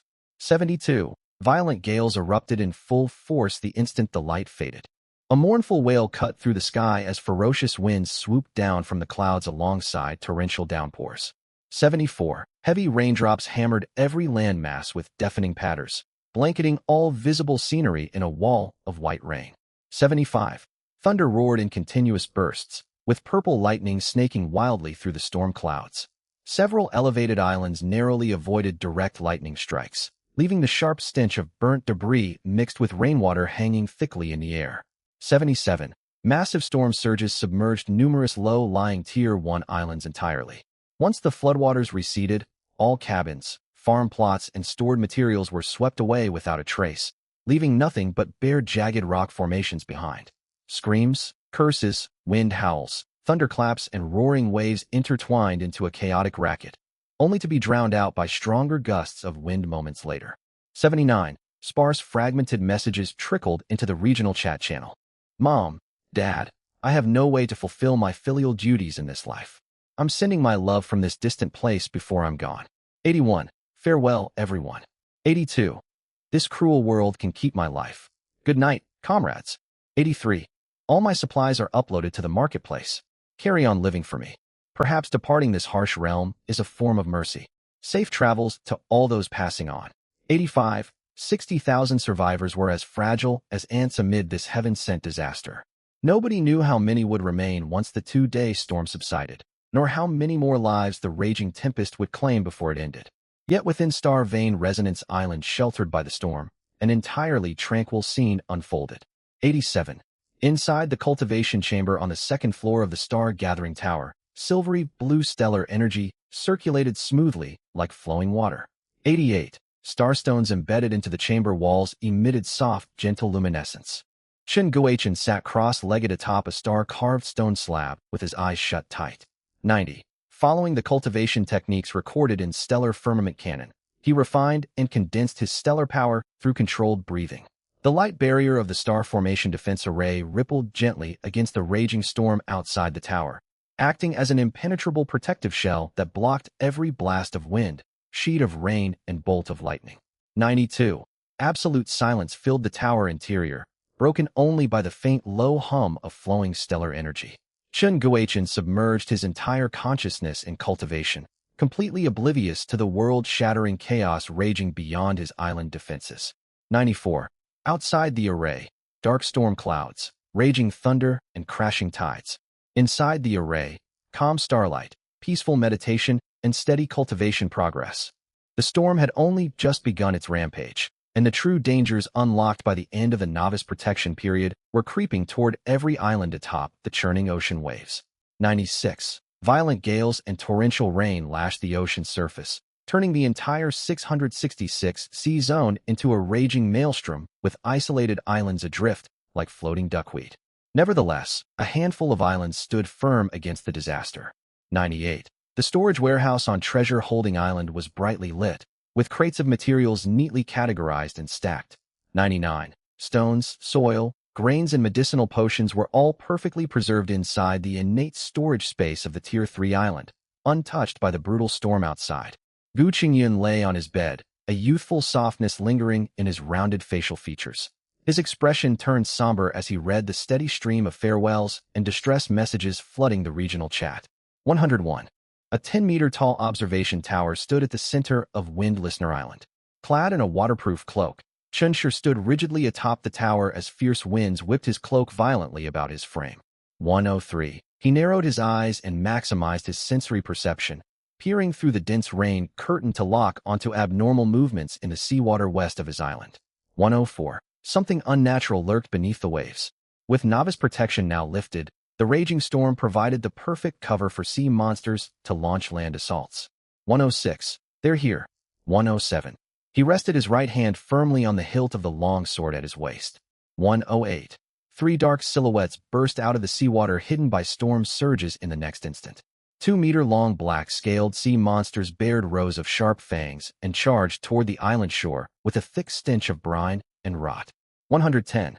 Their glossy wet scales glinted eerily beneath the rain as their razor claws scratched violently against the island's defensive walls, aiming to tear through the barriers aided by the force of crashing waves.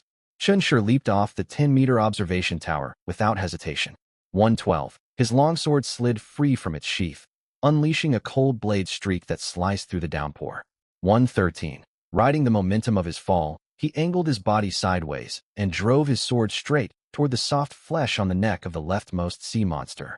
The beast twisted its neck to bite back in a split-second reaction, yet Chen Shi's blade struck far faster. 115. A flash of cold steel sprayed monster blood mixed with rainwater across the rocky shore. 116. The sea monster collapsed dead without even releasing a death cry, its severed head flying through the air before its body crashed heavily onto the reef. The remaining two sea monsters abandoned their assault on the wall and flanked Chen Shi from both sides. 118. He pushed off the ground to dart forward instead of retreating, dodging the left monster's claw strike while driving a powerful fist into its jaw. 119. A sharp crack echoed as the monster's jaw fractured, sending it flying backward through the air. The third monster lunged toward him immediately afterward. 121.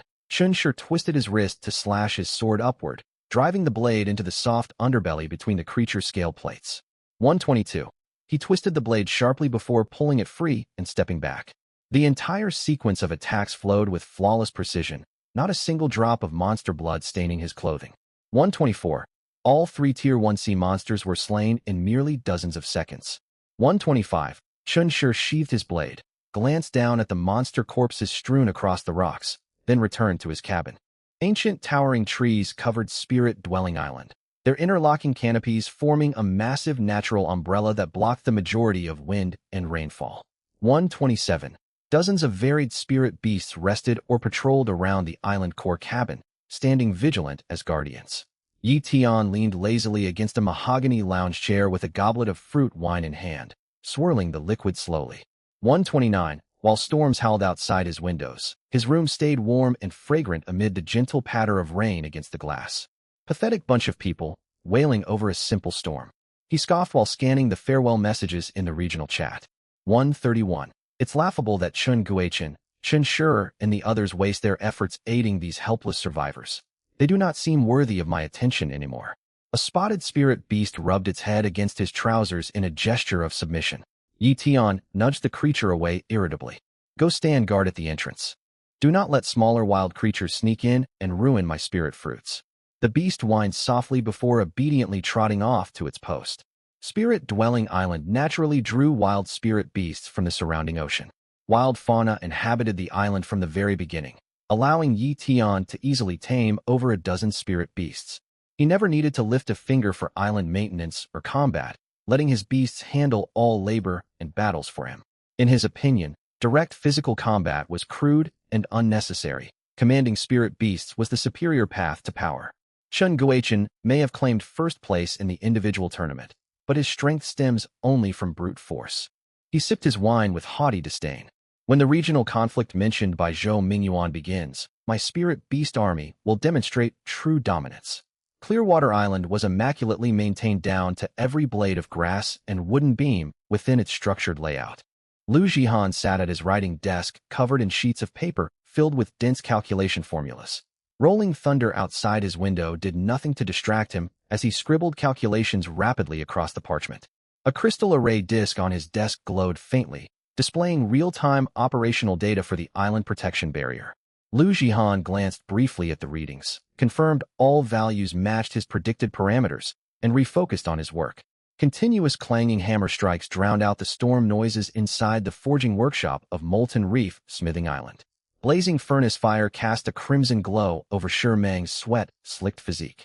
Shirtless with bulging muscular arms, he swung a dozens-pound hammer relentlessly against a half-forged longsword on the anvil, sending sparks flying with every heavy blow. What a satisfying feeling! He roared loudly while slamming the hammer down hard, then splashed cold water onto the heated sword blade. Hiss! A thick cloud of white steam billowed upward from the metal. Blessed with abundant natural subterranean fire, Molten Reef Smithing Island was perfectly suited for weapon crafting. With the storm trapping everyone indoors, Shi Meng lit 3 separate furnace batches to work through the downtime. Waves crashed violently against the island reefs, shaking the stone shoreline relentlessly. Yet the workshop remained warm and bustling with activity. Shi Meng hammered away with growing enthusiasm, humming an off-key tune as he worked. As far as he cared, having metal to forge and opponents to fight made even the end of the world insignificant. Multiple massive banyan trees, wide enough for 2 or 3 adults to link arms around their trunks, rooted firmly across Banyan Life Island. Their sprawling tangled root systems wrapped around the entire landmass, anchoring the island steady against the fiercest storm surges. Tang Shuiao carried a woven bamboo basket through her spirit plant garden draped in a plain straw rain cape. She moved with gentle precision, inspecting the health of each cultivated spirit herb. The abundant rainfall is ideal for accelerating the growth of dew-gathering grass. She whispered quietly while channeling faint wood-aligned spiritual energy into the wilting vegetation. The herb blades perked upright immediately after receiving the nourishment.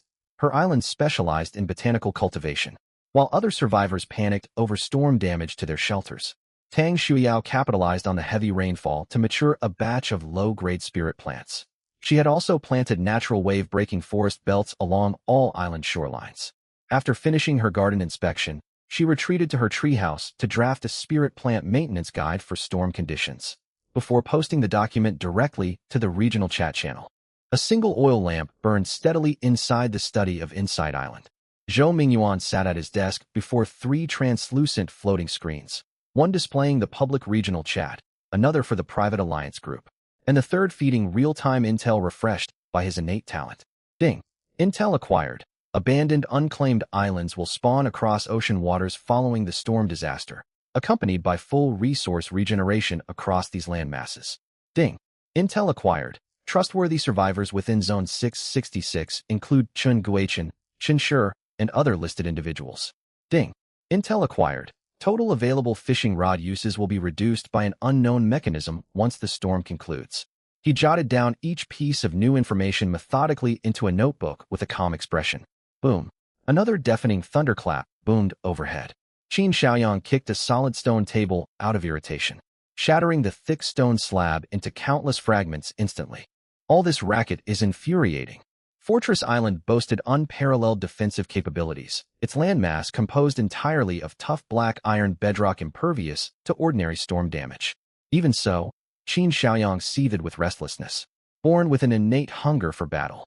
Being confined indoors listening to the raging storm tormented him far more than any physical injury ever could. A deafening boom suddenly echoed from the island shore. Several rank 1 shelled sea monsters surged onto land riding the crest of waves. Their massive, thick claws slammed against the island's rocky embankment, ringing out with sharp metallic clangs. Qin Xiaoyang's eyes lit up, like a wolf catching the scent of fresh blood. He grabbed a towering sledgehammer propped against the corner and stormed outside with heavy strides. Finally, a proper fight. His muscles coiled tight amid the pouring rain, his footsteps pounding the ground like war drums as he charged straight toward the 3 sea beasts. The leading monster raised its claw to strike, but Qin Xiaoyang leaped into the air in an instant. The enormous hammer carried overwhelming force, crashing down hard from above. Shatter for me. Boom. A dull crash reverberated outward. The monster's sturdy carapace crumpled as if made of paper. Its head crushed to a pulp. The mangled corpse flew backward, and splashed heavily into the ocean. The remaining two sea monsters froze in shock and tried to retreat. But Qin Xiaoyang landed solidly on the ground, twisting his torso to swing the hammer horizontally. Powerful wind whipped through the air with the sweeping strike. The two beasts hastily lifted their claws to block the blow. A cacophony of splintering bones filled the air. Both creatures were sent flying violently, slamming into jagged rocks and falling motionless. Qin Xiaoyang stood amid the storm with the blood-drenched sledgehammer in hand, spat on the wet ground, and grumbled irritably. "Is that all you've got? Daring to disturb me for such weak tricks?" He trudged back toward shelter, still hoping more sea monsters would show up to fight. Viewed from the open sea, Ordinary Island lived fully up to its plain name. Crude earthen huts dotted the land alongside bare, barren reefs. Though a defensive barrier shielded the island, it looked ready to collapse under the relentless storm surges, as if the next giant wave would tear it apart. Beneath the island's surface lay an entirely different scene. Han Lai sat within a stone chamber on the second underground floor, 8 observation crystals laid out before him to monitor activity across the island's 8 directions. Cautious by nature, he never trusted the so-called novice protection period. From the very day he transmigrated into this world, he had spent all his spare time digging out underground fortifications. By now, 3 stacked underground levels had been constructed, complete with 3 backup defensive arrays. Half a month's reserves of food, fresh water, and medical supplies, plus 3 separate emergency escape tunnels. While other survivors flaunted the glory of their rank 3 islands, Han Lai kept his territory low-key and concealed. Though his island looked unremarkable on the surface, its actual defensive strength rivaled that of Star Vane Resonance Island, ranked first on the leaderboard. Caution keeps you alive through the ages. Han Lai stroked his chin with a guarded glint in his eyes. The storm has only just begun. Who knows what troubles the system will throw at us next?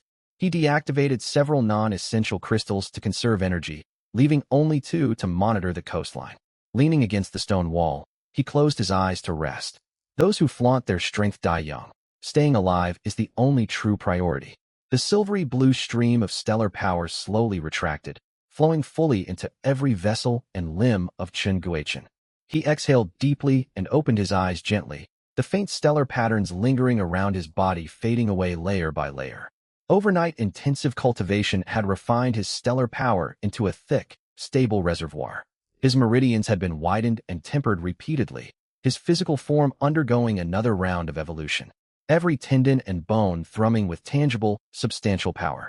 Stellar Puff had been waiting outside the cultivation chamber. The moment he stepped out, the small creature fluttered its wings and landed lightly on his shoulder, rubbing its fluffy crown against his cheek with soft chirps. Chen Guochen stroked its plush crest and walked out of the star-gathering tower alongside the little being. The roar of the raging storm flooded his ears instantly, a stark contrast to the tranquil silence inside the tower. He lifted his gaze to see the entire sea transformed into a hellscape. Lead-gray storm clouds hung low over the water, blue lightning snaking across the sky like rampant serpents. Torrential rain hammered the ocean surface, towering waves crashing relentlessly against the star formation barrier shielding the island. Yet the pale silver membrane of the barrier remained completely unshaken. Each violent wave impact only stirred faint ripples across its stellar ruins. He had sensed an odd shift during his nighttime cultivation.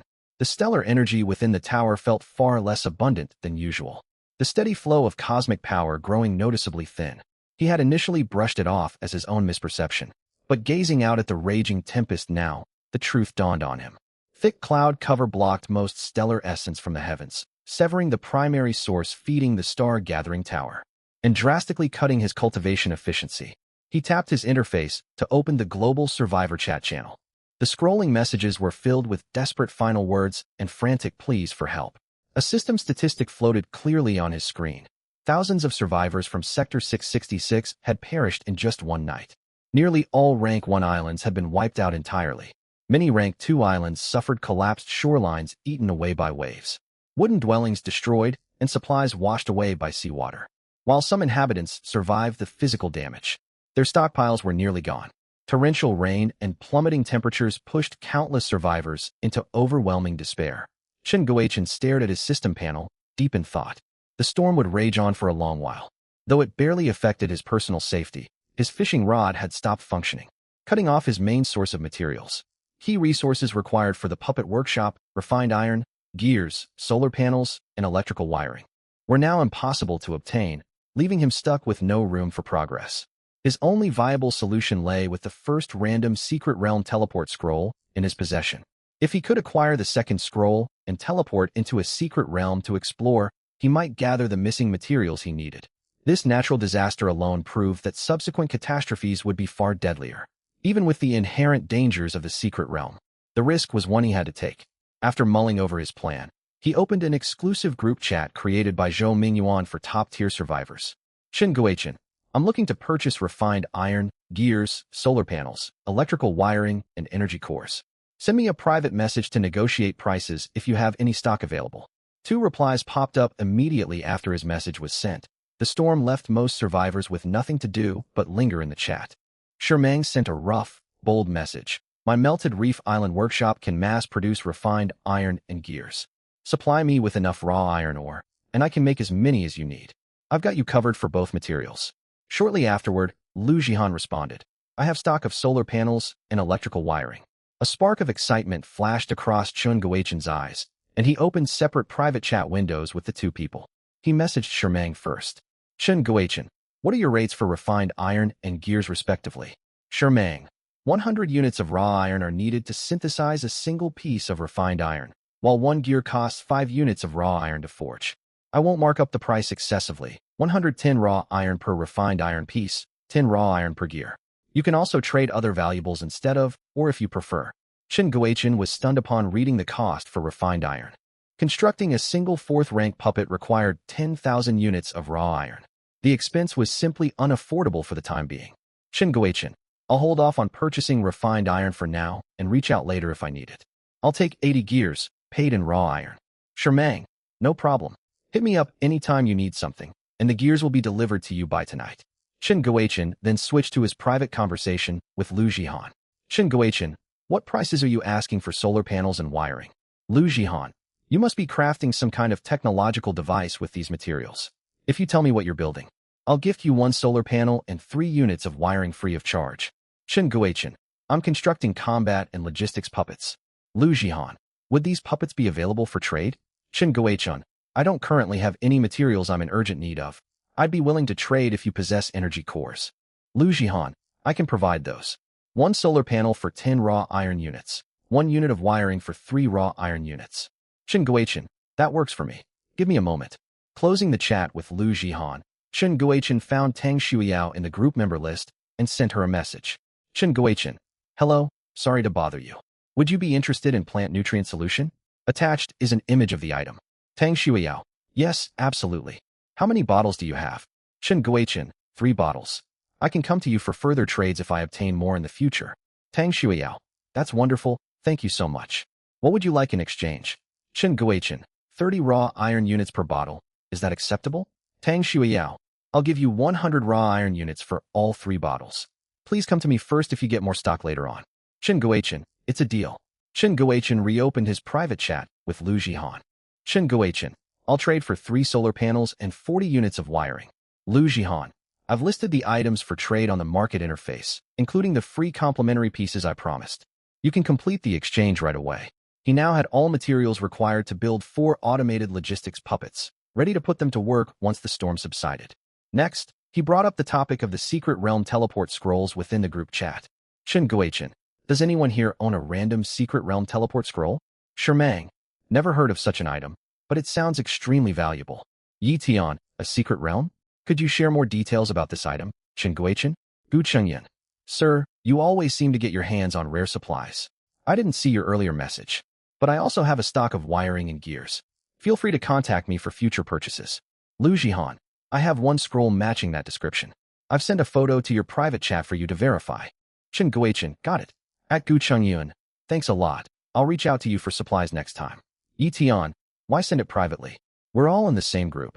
There's no need to hoard information about rare items. Shermang, what's your problem exactly? No one is obligated to share their belongings just because we're in a group. You never spoke a word in the chat before this, only popping up to demand access to rare goods now that something useful is mentioned. Gu Qingyun, no need to thank me, sir. I'll keep an eye out for your messages. Zhou Mingyuan, cease the argument. This group exists solely for intelligence, sharing, and convenient trading between members. No rules force anyone to disclose their possessions. Maintain respectful communication with one another. Lu Jihan.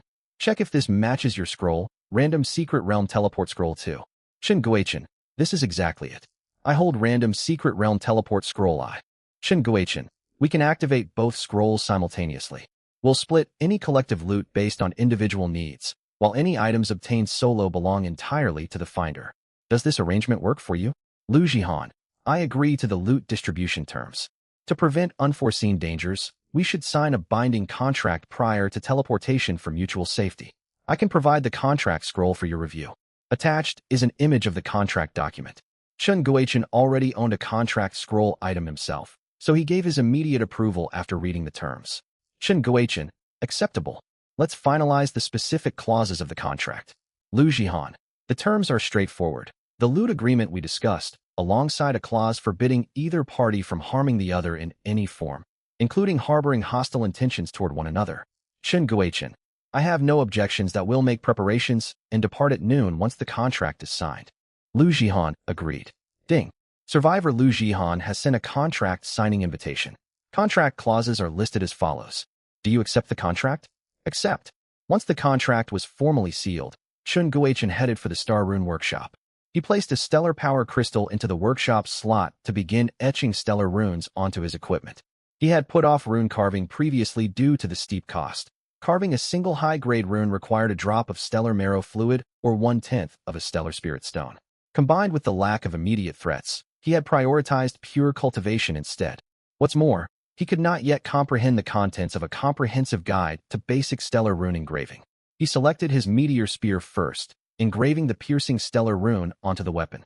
He carved toughness runes into his canvas tunic, trousers and bracers, and an agility rune onto his leather boots. The stellar power crystal was fully depleted after engraving these 5 runes. He double-checked his provisions afterward. Food, fresh water, healing potions, bandages, and various medicinal agents were all fully stocked. Stellar Puff curled up beside the fireplace by the chamber door, its silvery blue eyes fixed intently on his preparations. Shen Guichen knelt down beside the creature and scratched its head gently. I can't bring you along for this trip. Don't wander off while I'm gone. Your food is stored inside the room. Help yourself whenever you're hungry. Stellar Puff tilted its head and let out a small chirp, sounding noticeably displeased. Don't worry, I'll return very soon. Shen Guichen smiled softly. Guard the island for me while I'm away, and keep watch over the star formation barrier. Head straight into the star gathering tower to hide if you detect any abnormal activity. The creature lowered its head to nuzzle his palm, dropping its usual playful tantrums for once. At 11:30 in the morning, Shen Guichen stood at the entrance of his villa and cast one final glance across Star Vein Resonance Island. Rain lashed down relentlessly, the silvery barrier membrane rippling gently against the storm winds. The crystal atop the star gathering tower rotated slowly, steadily drawing faint stellar energy from the sky. He looked away and pulled the golden teleport scroll from his storage space. Activate. The scroll dissolved into a wisp of golden light that merged into his palm. A cold mechanical voice echoed deep within his mind. Ding. Random Secret Realm Teleport Scroll I and Scroll 2 have been activated. Teleport channel initiating. 2 towering golden pillars shot upward, tearing through the rain curtain. One rose from the exact center of Star Vein Resonance Island. The other blazed skyward from the territory of Clearwater Island. A powerful sense of weightlessness wrapped around Shen Guichen the next instant. His vision swirled between gold and black, the howl of storm winds blending with a deep, ancient resonant hum that reverberated for roughly 10 seconds before his feet settled onto solid ground once more. The golden radiance faded away. Shen Guichen steadied his stance and scanned his surroundings at once. He stood upon pale gray stone pavement beneath an endless void. No sky, no clouds, no stars hung overhead. A long stone corridor stretched 50 meters forward, terminating at the foot of a towering, monumental structure. It was a colossal library constructed entirely from translucent dark gray stone, spanning at least the size of a football field and rising dozens of meters into the void. The building formed a neat rectangular shape, its outer walls carved densely with reliefs of countless bookshelves and ancient manuscripts. The most striking feature was the massive stone plaque mounted above the main entrance, bearing 4 characters forged from condensed beams of pure light. Hall of Truth. The etched characters carried profound weight, shimmering with faint golden luminescence, as if an ancient, solemn consciousness watched over all who approached. Footsteps echoed from his side as Lu Jihan stepped out from another column of golden teleport light. He stood tall and straight with sharp, icy eyes, dressed in immaculate black garments without a single crease. He held a palm-sized stone compass in one hand, his gaze locked on the fluctuating markings across its surface. I cannot fully decipher the energy signature we traveled through. Lu Jihan lifted his head, his pupils contracting subtly as he stared at the massive hall ahead. This place is extremely anomalous. You must be Lu Jihan. I am Chen Guichen. What specific abnormalities have you detected? Chen Guichen gripped his meteor spear tightly, staying vigilant of their empty surroundings. Lu Jihan did not answer immediately. He raised the stone compass and swept it slowly across the entire structure. The compass's markings and runes flickered frantically, disrupted by a powerful external energy field. A highly sophisticated energy barrier envelopes the exterior of this building. Its structural complexity far surpasses any power we are capable of interacting with right now. He pointed toward the walls flanking the main gate. Look over there. Chen Guichen followed his gesture toward two 2-meter square stone slabs embedded in either side of the entrance wall. The slab on the left was covered in dense matrix runes, while the slab on the right bore a star chart marked with 7 stars arranged along a curved arc. A dual verification system, one overt and one concealed. Lu Jihan knelt down in front of the left slab. The overt layer is this energy barrier, which requires matching the correct energy frequency to unlock. The hidden layer lies within that star chart. Based on my analysis, it functions as a logical lock, requiring us to solve a question concealed within the stellar pattern.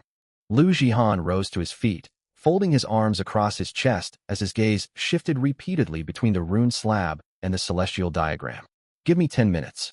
Chen Guichen nodded and stepped back to the corridor entrance, keeping a sharp watch on their surroundings.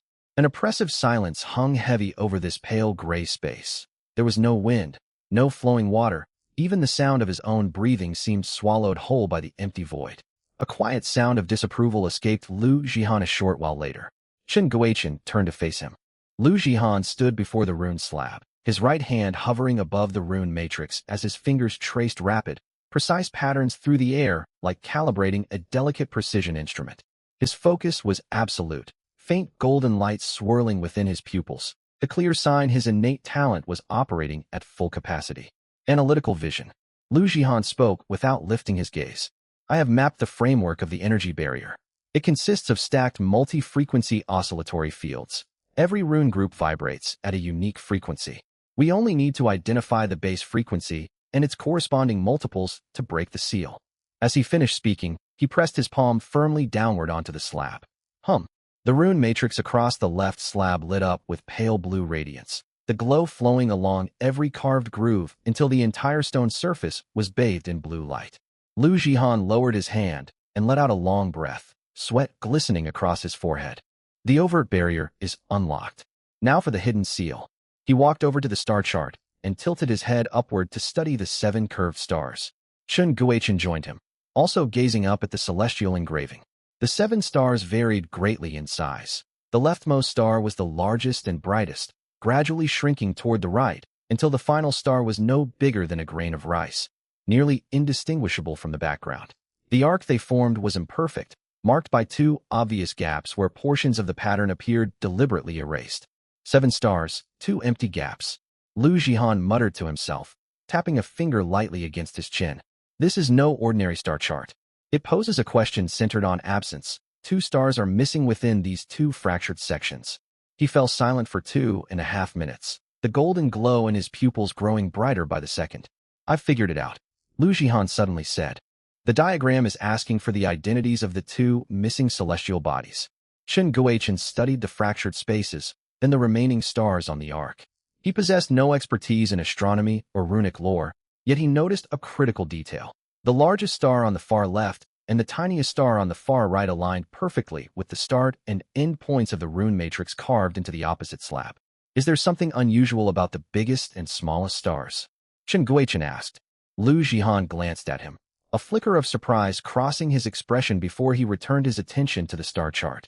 After re-examining the pattern closely, a spark of realization lit up his eyes. Exactly right. A rare hint of excitement colored his tone. The 3 stars in the upper left segment correspond to the base energy frequencies of the rune slab, while the 2 stars in the lower right mark the frequency multiples. The central empty space does not require a physical star to fill the void. It requires an observer. Chen Guochen stared blankly. What do you mean by that?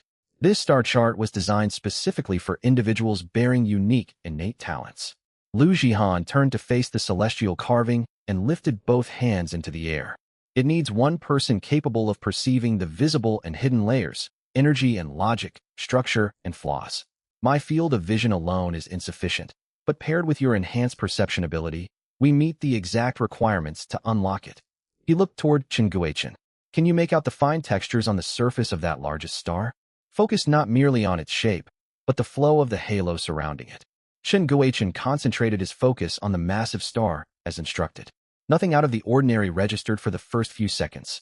But when he emptied his mind completely and channeled stellar power into his eyes, the luminous halo around the star separated into distinct layers.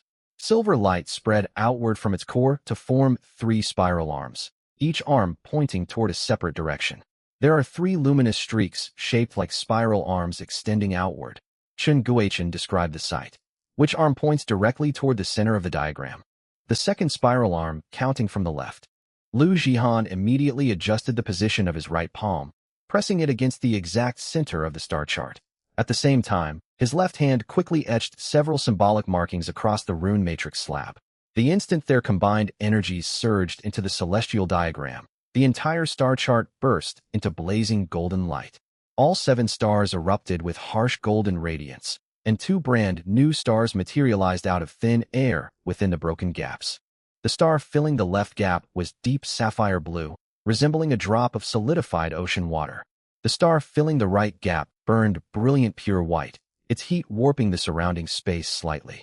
The 2 spheres of light drifted away from the stone surface, spinning around one another in mid-air before shooting simultaneously toward the main entrance of the hall. Boom! The colossal stone gate rumbled inward and swung open, revealing the deep, shadowed interior of the building. Another gray stone passage stretched inward, flanked by 10-meter-tall giant bookshelves whose spines were inscribed with drifting golden text fragments. From deep within the corridor came the faint, distant sound of pages being turned. Chen Guochen tightened his grip on the meteor spear and exchanged a silent glance with Lu Jihan. Let's move forward. Lu Jihan stepped through the doorway first. Do not touch any of the books inside this hall. Everything within this space is far more dangerous than it appears on the surface. The massive stone gate slammed shut the moment they crossed the threshold, scraping against the stone floor with a low, rumbling grind and sealing them firmly inside the Hall of Truth. Bookshelves stretched endlessly along both sides of the corridor, each tier crammed with ancient tomes of varying thicknesses. Golden characters embossed on the spines flickered dimly amid the air thick with aged ink, dried parchment, and faint ripples of stellar power. Chen Guochen walked in the lead, his meteor spear angled toward the ground, his gaze darting rapidly between the flanking shelves and the path ahead. Lu Jihan followed closely behind. In his left hand, he clutched an array disc, while his right hand hovered mid-air, fingers tapping out a steady, rhythmic pattern. A fork lies ahead, Chen Guochen suddenly warned. Sure enough, roughly 20 meters forward, the corridor split into 3 passages. The left entrance was heaped with scattered scrolls and books. The middle path stood widest and smoothest. The right passage was narrow and shadowed, its bookshelves blanketed in thick layers of dust. Which way? Chen Guochen asked. Lu Jihan did not reply at once. He knelt down, brushing his palm gently across the stone floor tiles before lifting his eyes to scan the energy signatures emanating from each passage's mouth. Markings on his array disc pulsed faintly. The middle path is a trap, he stated firmly. How can you tell? Its energy field is far too uniform. Lu Jihan rose to his feet and gestured toward the stone pavement of the central corridor. Observe the wear patterns along the tile edges. They are unnaturally even, carved deliberately to give the impression of frequent foot traffic. No genuine thoroughfare ever weathers so perfectly. Chen Guochen peered closer and spotted the unnatural uniformity for himself. Though cluttered with discarded texts, the left passage bore uneven, errant abrasions consistent with centuries of regular passage. Left side then, Chen Guochen confirmed.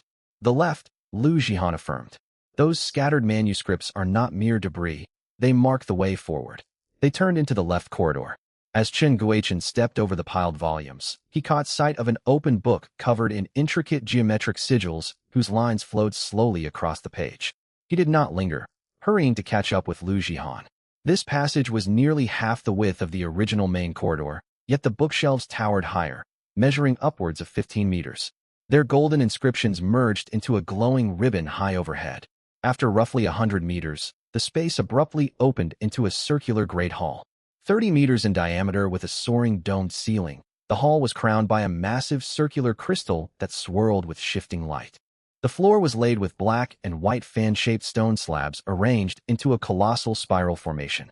Centered within the hall stood a tall stone dais, upon which floated a thick silver-bound codex devoid of writing on its cover, save for a perpetually spinning silver gear emblem. 12 energy-constructed sentry guardians stood motionless in a ring surrounding the pedestal. Humanoid in shape, yet faceless, their forms were woven from deep blue luminous energy threads with cold metallic sheen lining every joint. Each guardian wielded a distinct weapon: spears, battle axes, greatswords, crossbows, their armaments likewise veined with the same azure energy. Name: Mechanical Sentry. Rank: Tier 2. Description: sophisticated constructs forged through advanced technological arts. A quick collective appraisal confirmed all 12 sentries were Tier 2 entities. Lu Jihan halted in place, sweeping his gaze across the guardians. Golden luminescence bloomed within his pupils as his fingers sliced through the air at a blazing pace. Analytical sight, pattern calculation, he muttered under his breath.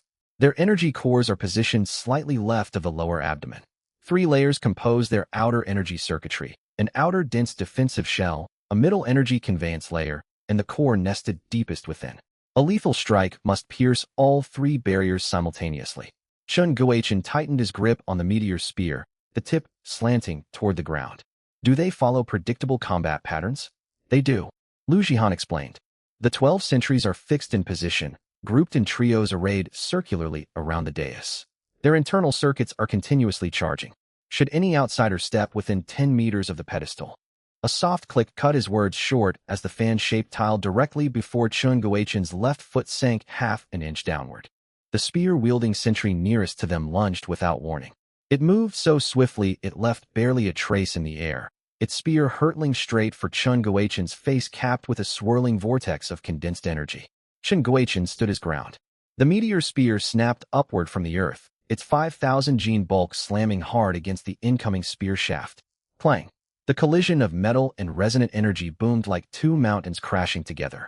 The energy vortex atop the sentry spear detonated into a ring of pale blue-white radiance, sending a shrill hum rippling through the atmosphere. Staggered by the brutal recoil from its blocked strike, the sentry retreated to its original position. But the instant its feet touched the floor, the second and third guardians surged into action in tandem. One hefted a battle axe to cleave downward, the other raised a massive greatsword to slash sideways, closing in from both flanks with flawlessly coordinated timing. Chen Guochen twisted his torso to dodge the axe's vertical chop, using the shaft of his spear to deflect the sweeping greatsword strike. He spun on his heel from the momentum, driving the spear tip toward the exposed energy core of the nearest sentry. Before the spear could connect, a glowing indigo barrier flared across the construct's frame, deflecting the sharp thrust and leaving nothing but a faint white scratch across the energy membrane. Reinforced technological shielding. Chen Guochen's eyes darkened with wariness. Its core is recharging, Lu Jihan's voice carried from behind him. A 3-second window exists after each attack before defenses reset fully. Strike during that lapse. Chen Guochen's peripheral vision caught the brief dimming of the blue glow at the sentry's lower left abdomen. Without hesitation, he pushed off violently from the stone floor, executing a seamless sequence of pivot, power surge, and forward dash. The meteor spear traced a stark white line through the air, its tip sinking precisely half an inch into the target core. Empowered by inscribed stellar runes and its immense weight, the spear pierced the construct with zero resistance. Sizzle! The deep blue energy exterior ruptured cleanly, the spear burying itself deep within the sentry's frame. Chen Guochen felt the solid sensation of full penetration travel up the weapon shaft. The sentry froze rigid. Every luminous energy thread across its body winked out in unison, its entire form collapsing into a dissipating cloud of dim light mist. First opponent eliminated. The remaining 11 sentries mobilized the moment their companion dissolved. 11 masses of azure light darted outward in unison to encircle Chen Guichen. Their speed more than doubled as they activated an elevated combat protocol. Rather than withstand the full siege of 11 Tier 2 constructs head-on, Chen Guichen vaulted skyward the split second before their encirclement sealed shut. Hovering high beneath the hall's domed ceiling, all 11 sentries tilted their featureless heads upward without pause. 8 of the constructs leaped into the air in pursuit, capable of bounding more than a dozen meters upward with unnatural agility. Their energy-wreathed weapons descended toward him like falling stars. Chen Guichen hung suspended mid-air, gripping the meteor spear reversed with its tip pointed toward the ground. Instead of evading, he folded his body and dove straight into the cluster of ascending sentries. Their collision beneath the dome was brutal and unmitigated. Chen Guichen's silhouette tangled amid the mass of blue energy forms, the silver trail of his spear tearing blazing gashes through their luminous bodies. Clang, clang, clang, clang, clang. 7 explosive impacts erupted in under 3 seconds. 7 sentries were hammered back down to the stone floor, each impact spiderwebbing cracks across the pavement beneath them. 3 more guardians were kicked hard in their torso plating, sent careening backward to crash into the towering bookshelves. The golden script lining the shelves flickered dark momentarily from the force of the impact. The final sentry brought its greatsword crashing vertically toward Chen Guichen's skull. He twisted out of the blade's path, clamping one hand around the construct's sword-wielding wrist while driving his meteor spear upward in a sharp diagonal jab. 3 concentrated strikes landed consecutively on the core weak point. The first thrust ruptured the outer defensive barrier. The second split the intermediate energy transfer pathways. The third punched clean through the vital energy core itself. The sentry's luminous form faded out 2 meters above the ground, leftover shards of blue light drifting downward like scattered firefly embers. Chen Guichen landed heavily. The meteor spear held defensively across his chest as he surveyed the hall. 1 sentry had been destroyed outright. The other 10 had been driven back with heavy damage. 7 slammed into the ground with fractured energy hulls, 3 dazed and flickering from colliding with the bookshelves. Yet none of the 10 had fully dissipated. They quickly reoriented their stances and reformed their upright postures. Cracks across their outer layers knitting back together visibly as their blue illumination reignited. They possess autonomous self-repair functions. Lu Jihan spoke calmly from the rear, unfazed by Chen Guichen's overwhelming combat prowess. A construct cannot be permanently neutralized unless its core is annihilated. Each full structural restoration takes 30 seconds. With 10 repairing in staggered rotation, there exists a 15-second collective vulnerability window. Chen Guichen watched the sentries reactivate. 15 seconds is more than enough. He launched himself into the air once more, arcing toward the closest damaged construct. This time his strategy was targeted execution during their repair lulls.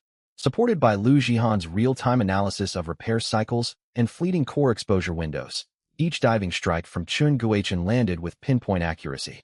Spear penetration, core obliteration, instantaneous deactivation, all executed in fluid, seamless motions within mere seconds. 1 down, then a second, a third, a fourth, a fifth. As the 5th sentry crumbled into light vapor, the remaining 5 constructs abruptly froze mid-motion. Their combat protocols forcibly terminated by an unseen command.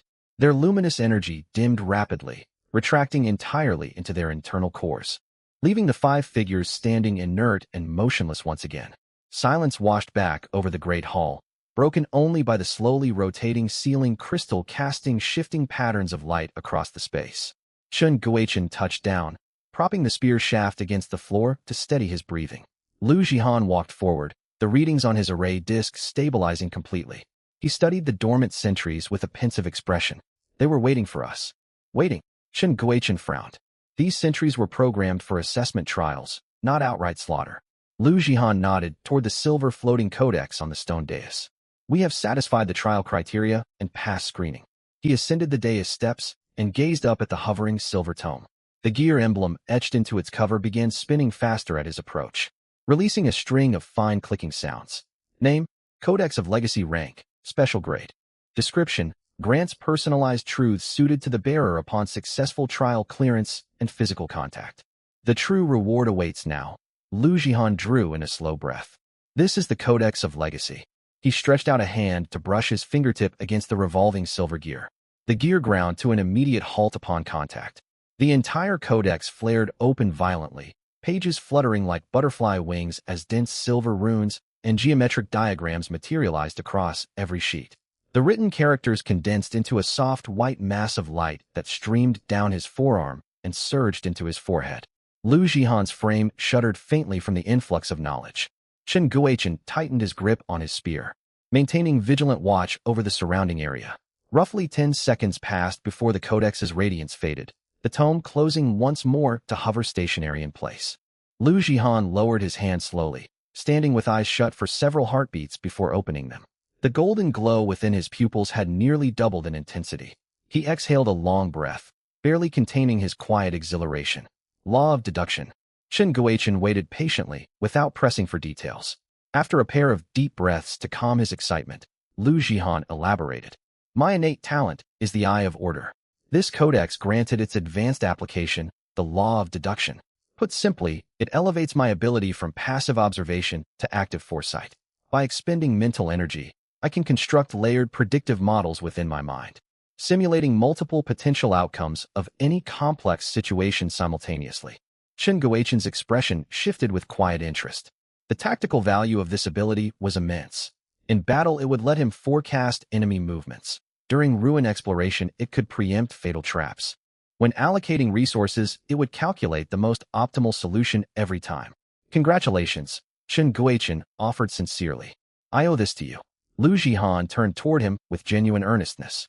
I could never have cleared the previous 2 trials without your combat support. You may touch the codex to claim your own legacy reward. The rest of the spoils are yours by right. I have already gained far more than my share thanks to your cooperation. Chen Guochen nodded without polite refusal. Mutual trust had solidified between them through their shared ordeals. He stepped onto the dais and placed a palm against the silver codex. The same luminous transfer process repeated itself. Moments later, Chen Guochen opened his eyes as the codex dulled into an ordinary-looking volume. He suppressed the stir of excitement in his chest and spoke. I've obtained a battle technique tailored to my spear arts, though I cannot learn it until I advance to Tier 3. Congratulations to you as well, Lu Jihan said. We may now collect the remaining rewards. A concealed compartment embedded into the side of the stone dais slid open automatically, revealing 3 resting items inside. Chen Guochen retrieved them one by one. 2 identical tokens lay among the hall. Name, Void Realm Trial Token Rank, Special Grade. Description, permits one sanctioned trial entry into the Void Domain upon activation at the corresponding tier threshold. The final item was an indigo silver crystalline shard holding a slowly swirling cluster of starlit essence within its core. Name, Stellar Core Fragment Rank, Special Grade. Description, contains primal foundational power originating from the heart of this secret realm. Usable to reinforce array cores, forge and temper weaponry, or elevate the bloodline purity of stellar-aligned life forms. After examining the loot, Chen Guochen stowed the stellar core fragment and held out 1 Void Realm token to Lu Jihan. These tokens grant future access to this domain. 2 in total, 1 for each of us suits us perfectly. Lu Jihan accepted the token without hesitation. Thank you. Shall we press onward? Chen Guochen did not hesitate for a second. We continue deeper. He walked toward a spiraling stone staircase descending along the edge of the great hall. Blue crystals embedded into the stairwell walls dimmed gradually, reigniting with faint guiding luminescence in anticipation of their passage. Lu Jihan followed closely behind, reconfiguring the functions of his array disk. The numerical markers flickering across its surface now pulsed far more rapidly than before. The pair descended the winding stone steps into the lower levels of the Hall of Truth. Temperatures plummeted steadily the further they descended, the embedded blue crystals growing sparser and casting dimmer illumination. Fine cracks spiderwebbed across the stair surfaces, with whole chunks missing in sections to expose pitch-black emptiness beneath the walkway. Upon reaching the bottom landing, a levitating stone tablet inscribed with 4 characters floated in the open space ahead. Star Orbit Maze. Chen Guochen and Lu Jihan stood on the final step, staring out at the surreal vista spread before them. Both struck speechless by its overwhelming scale. The space ahead existed outside conventional spatial logic. Beneath their feet stretched no solid stone pavement, but an endless void woven from intermingled violet and navy darkness. Countless luminous stellar orbits snaked through this expanse like colossal celestial serpents, some arcing high overhead, others passing directly underfoot, a few standing vertically like glowing translucent barriers. Tiny motes of light drifted along fixed trajectories across every orbital band. Standard directional bearings ceased to exist within this space. Orbits intersected at impossible physical angles, converging into swirling luminous vortexes at certain nodal points before splitting into dozens of diverging paths that stretched all the way to the hazy horizon. Temperatures dropped sharply here, the air carrying a faint ozone tang. Flecks of stray stellar energy occasionally sheared off the orbits, crackling with static as they skimmed the edge of the void. Chen Guoqian experienced a strange physical sensation. Though stationary at the maze entrance, his body felt pulled in countless competing directions by erratic gravitational pulls that shifted constantly, tugging him left one instant and upward the next. Gravity here is non-static, Lu Jihan warned from directly behind him, his tone sharp with vigilance. More accurately, gravitational fields are in constant flux. Every stellar orbit emits its own directional gravitational pull, overlapping to create an unstable dynamic equilibrium. Progress is impossible without flight capabilities to counteract these chaotic forces. Chen Guoqian glanced sideways toward his companion. Can you map out the maze's layout with your analytical abilities? Lu Jihan raised his array disk, its markings flickering so quickly the human eye could barely track the numerical shifts. He studied the surging data streams for roughly 10 seconds before a faint furrow creased his brow. I cannot complete a full analysis. This maze is constructed as a three-dimensional dynamic structure. Each stellar orbit shifts along set cycles, and branching pathways at nodal vortexes realign at fixed intervals. My current analytical sight can only process static spatial frameworks. Active, shifting geometry lies outside its effective range. Chen Guoqian pondered briefly. What about the law of deduction you just acquired? Lu Jihan lowered the array disk, golden radiance blooming brighter within his irises. A deeper power awakened behind his pupils. The law of deduction lets me construct multi-layered predictive models in my mind and simulate multiple potential pathways simultaneously. I can attempt it, yet it will drain massive amounts of mental energy. Once the calculation initiates, any interruption will trigger severe mental backlash. Chen Guoqian's resolve was unwavering. Focus fully on your deductions. I will stand guard to keep you undisturbed. Lu Jihan met his gaze and nodded, sinking cross-legged onto the stone floor and slowly closing his eyes. The golden luminescence in his pupils bloomed into two tight, rotating vortexes within his dark irises. Chen Guoqian turned outward, gripping the meteor spear horizontally across his chest as he scanned the maze expanse and the stairwell leading back upward. A lengthy silence endured for more than 10 seconds. A low, resonant rumble then echoed up from the depths of the maze. Immediately after, a dense mass of indigo light coalesced along the nearest stellar orbit, swelling into a towering, indistinct silhouette shaped like a colossal beast. Several meters tall, its body was woven entirely from glowing stellar filaments with thick, muscular limbs and a drooping skull head. Swirls of deep purple mist roiled within its empty eye sockets. The spectral entity lingered motionless for a heartbeat, showing no signs of hostility as it glided passively along the orbital track before vanishing behind a tangled junction of crossing star paths. This was a star orbit wraith beast. Chen Guoqian tightened his grip on the spear shaft and held his position. The apparition exhibited no aggressive intent, and its trajectory diverged entirely from their intended route. Provoking the unknown entity would only introduce unnecessary danger to Lu Jihan during his vulnerable state of concentrated calculation. Over the next dozen minutes, 3 more clusters of phantoms materialized, glided along different star trails, and faded away. Some took the form of colossal serpents, others great birds with outstretched wings, yet none made any move to attack the pair. It was then that Lu Jihan opened his eyes. His complexion had paled significantly, the golden luminescence in his irises faded by more than half, and his breathing came in faint, ragged gasps. I've worked it out, he spoke with evident exhaustion. 4 traversable paths exist within this maze at this exact moment. 3 lead to dead ends where travelers will be torn apart by the star trails. Only the 3rd route is safe. He lifted a hand to point toward a stellar band 30 degrees to their left. That one there. We must follow its natural flow and never travel against it. Reversing course will sever the trail's connection, sending us plummeting into the void between nodal points.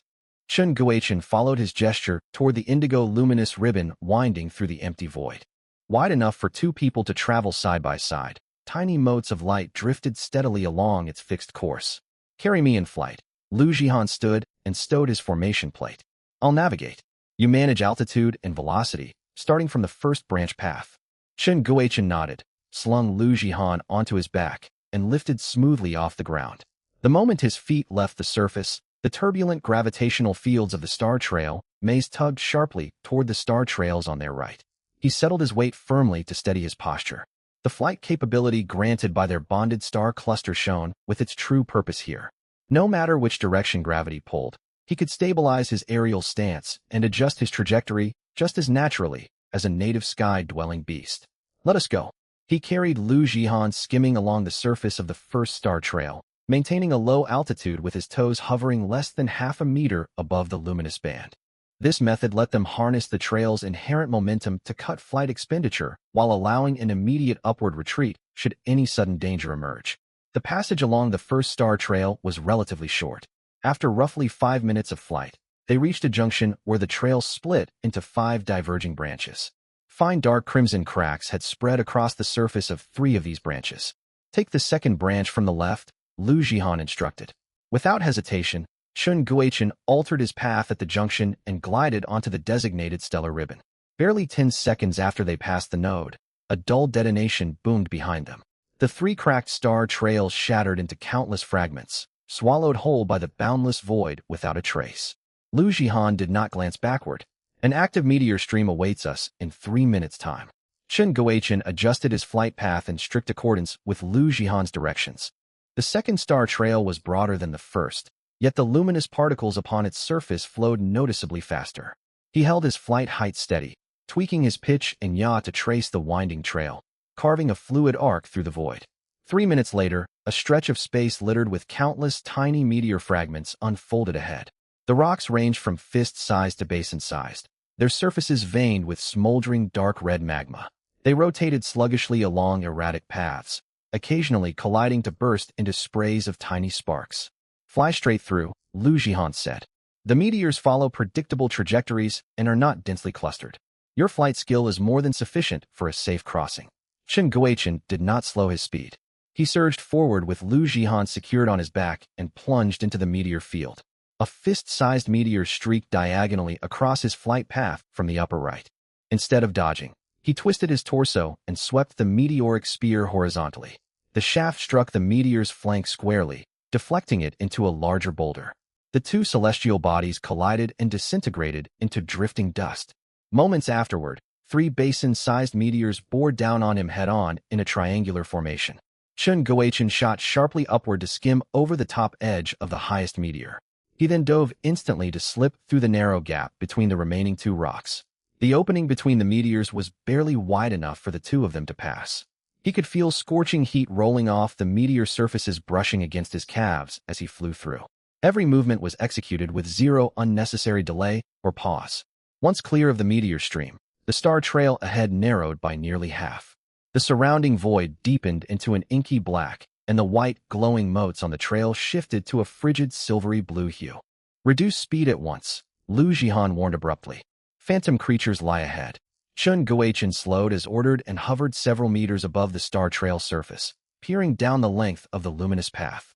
50 meters forward, dozens of starlight silhouettes drifted into view within the void flanking the trail. Some resembled massive sea leviathans, others winged sky WIRMs. Each phantom patrolled back and forth along fixed orbits, their eye sockets churning with thick indigo mist. Like the phantoms they had witnessed earlier, these beings showed no hostile initiative, merely standing guard along the trail as sentinels on patrol. They will not attack unprovoked, Lu Jihan explained. But physical contact, or venturing within a 2-meter radius of their bodies, will trigger an involuntary defensive response. Chen Guochen observed the phantoms for a short while. Their patrol routes were not perfectly static. Gaps would briefly open between them as they drifted back and forth alongside the star trail. Wait here for me. He set Lu Jihan gently down onto the solid surface of the star trail. I will clear a safe corridor first. Before Lu Jihan could respond, he gripped his spear and dove forward. The first phantom had just turned to resume its patrol when Chen Guochen slipped past the 2-meter critical threshold from its rear flank. The tip of the meteoric spear stabbed cleanly into the creature's posterior side. No blood spilled, no cries echoed. The phantom crumpled inward like a punctured balloon, all its stellar threads constricting into a fist-sized sphere of light that dimmed and winked out moments later. The remaining phantoms stirred simultaneously at the disturbance. The three closest entities whirled toward him. Their aimless drifting halted abruptly, and the indigo mist within their hollow eye sockets blazed bright, as if an innate defense protocol had been activated. Chen Guichen cut off their chance to surround him. He rocketed upward several meters to evade their synchronized lunge. He flipped the meteoric spear overhead and drove its tip downward with the weapon's 5,000 gene weight amplified by the momentum of his dive. The spear pierced the crown of the second phantom. Its energetic framework exploded outward, collapsing into another fading orb of light. A third, a fourth, and a fifth phantom closed in from three separate directions. Chen Guichen ducked a swiping giant claw from his left. He swung the spear shaft to shatter the ribcage of the phantom on his right, then used the recoil of the blow to spin halfway around. He slammed the spear but into the chest of the entity, charging straight for him. The entire sequence flowed seamlessly. He eliminated the three foes in a span of only 2.5 seconds. The 7 or 8 surviving phantoms fully registered the threat only after the fact. Rather than launching a coordinated assault, they retreated as one to cluster above the star trail. Dozens of mist-filled eye sockets locked rigidly onto Chen Guichen, emitting a low droning resonance akin to buzzing swarms. Chen Guichen hovered midair with spear in hand, making no move to pursue. He glanced back toward Lu Jihan. Lu Jihan had walked slowly across the star trail surface. The markings on his formation plate stabilized once more. They have retreated. These phantoms possess only primitive defensive instincts and will not chase actively. You may return now. Chen Guichen lowered his spear and landed beside Lu Jihan. The phantoms did not advance, lingering in the distance and continuing their low thrumming hum. We press onward. The journey that followed proceeded far more smoothly. Guided by Lu Jihan's deduced route model, Chen Guichen navigated the tangled network of star trails with his passenger. They bypassed dead-end nodes overwhelmed with excess energy, slipped through gaps between three violently oscillating trail branches. Lu Jihan's physical state deteriorated steadily. He was forced to pause at regular intervals to close his eyes and focus his concentration. The golden glow in his pupils dimmed to the brink of vanishing, blue veins bulged faintly along his temples, and his frame trembled involuntarily. How much farther? Chen Guichen asked. We've reached the final branch. Lu Jihan opened his eyes and pointed toward a straight stretch of silvery star trail stretching into the distance. Cross this, and we should reach the exit. Chen Guichen accelerated his pace and raced along the last stellar ribbon. This trail ran straight and wide, its surface shimmering with pure, radiant starlight unlike any path they had traversed before. The chaotic gravitational turbulence faded to a stable, calm state as they flew along it. Yet the closer they drew to the exit, the heavier the oppressive pressure hanging in the void grew. A dense, ferocious aura steeped in unmistakable hostility drifted outward from the far end of the trail. Chen Guichen slowed to a hover 200 meters short of the exit. The exit manifested as a 10-meter-wide circular light gate glowing with pure silver radiance. Suspended 50 meters directly in front of the gate floated a solitary figure. It stood 3 meters tall, a humanoid construct woven entirely from deep blue energy lines. Its structure was vastly more intricate than the mechanical sentinels they had encountered within the Hall of Truth. Embedded dead center in its torso rested a fist-sized rhombic crystal pulsing with flickering dark gold luminance. Polished metallic plating covered its shoulders, elbows, and knees, while a pair of 3-meter-long wings forged from condensed starlight spread from its back. The wings beat gently with each motion, sending visible ripples rippling outward through the surrounding void. The construct bore no facial features, only a vertical slit of deep blue light, resembling a narrow vertical pupil. The slit was fixed squarely on Chen Guichen, roiling thick with dark gold mist. Chen Guichen activated his insight ability to scan the entity. Name, Stellar Trail Vigilant Rank, Tier 3 Description, the primary defensive guardian of the Stellar Trail Maze. Powered by a specialized core unit. Capable of flight and focused energy projection. Malfunctions within its core have degraded its tactical cognition severely, restricting its combat behavior to rigid pre-programmed attack patterns. Lu Jihan's voice drifted over from behind him, weary yet sharp with unclouded logic. It will not initiate hostilities voluntarily. So long as we stay outside the 50-meter perimeter before the light gate, it remains dormant. Unfortunately, the exit lies directly behind it, forcing us to breach its guarded zone. Chen Guichen tightened his grip on the meteoric spear, his gaze fixed unwaveringly on the crystal core embedded in the Vigilant's chest. What are its combat patterns?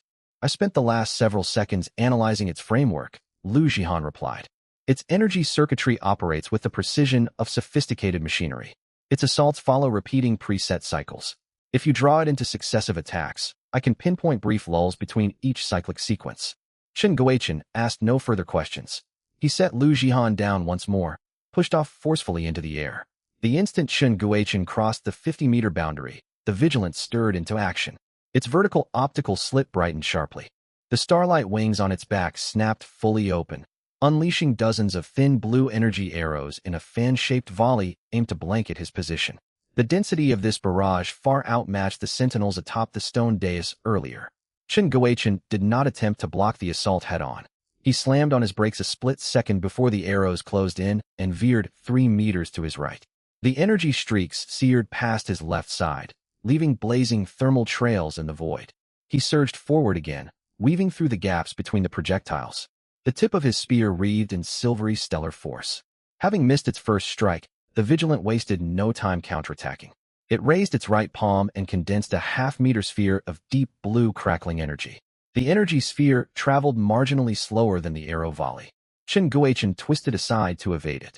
The orb grazed his shoulder and detonated into a sphere of pale blue-white light in the void behind him, the shockwave jostling his airborne posture. He stabilized himself, now less than 15 meters away from the Vigilant. The construct folded its left wing and lashed its right wing forward like a massive energy shield, the stellar runes across its surface blazing with crushing kinetic force. Chen Guoqian chose not to evade. He thrust the meteoric spear upward diagonally, the spearhead colliding with the wing's outer edge. Even the 5,000 gene mass of the weapon channeled with his full stellar power could not fully halt the blow. The collision between metal and energy burst into a blinding flare, sending faint tremors rippling through the adjacent star trails. The moment the Vigilant's right wing was blocked, its left fist coated in dense energy shell barreled toward Chen Guoqian's torso. Chen Guoqian used the recoil from their collision to retreat and dodged the punch entirely. These 3 assaults formed one complete short combat cycle. Chen Guoqian darted a glance toward Lu Jihan. The young man knelt half-crouched upon the star trail surface, his hands hovering in the air as he traced rapid symbolic gestures. The golden light reignited in his pupils, dimmer than before as he strained to decode the Vigilant's attack algorithm. The Vigilant launched its 4th assault. Instead of arrows or energy spheres, it spread both wings wide and transformed into a streak of deep blue hurtling toward him in a full-body charge. Chen Guoqian barely had time to cross his spear in a defensive block. Clang! A thunderous crash reverberated through the void. The brutal impact sent Chen Guoqian flying backward. He spun twice midair before regaining control, his forearms throbbing with numbness. Having landed a solid hit, the Vigilant did not pursue. It retreated to its original hovering position before the light gate. It always returned to its resting point once each cycle concluded, waiting for another intruder to cross its perimeter. It functioned no differently than a machine executing coded instructions. He dove forward a second time, retracing his previous path. The arrows, energy orb, wing strike, and charging ram unfolded in the exact same rhythm as the first encounter. On his 3rd loop of assaulting the Guardian, Chen Guoqian began carving cumulative gashes across its frame. During the first charging strike, his spear scored a shallow cut into the metal plating on its right arm. On the Vigilant's return to its standby position after the 2nd cycle, with the 5th, 7th, and 7th strikes, fresh spear marks accumulated across the construct's smooth energy casing. Lu Jihan's hoarse, urgent voice finally carried across the void. There is a split second of rigidity between the energy sphere and wing strike, 0.5 seconds. Precisely when it retracts its right hand and swings its left wing forward. Seize that narrow window, and you can strike directly at its core. Chen Guoqian tightened his grip on the spear shaft and drew in a deep breath. His 16th diving assault. The energy arrows whistled past his frame. The glowing sphere sailed over his crown. The right wing swung toward him, and he twisted out of its path. The Vigilant's left wing surged forward, while its right arm had just retracted to its torso. This was the critical opening. Chen Guoqian kicked hard against the empty void to force a sharp lateral burst of speed. The meteoric spear sliced a stark white straight line through the air. Infused with his full reservoir of stellar power, the weapon's 5,000 gene weight, and amplified true damage from the 15 accumulated spear wounds. The spearhead drove dead center into the rhombic crystal embedded in the Vigilant's chest. Crack! A crisp fracturing sound echoed out.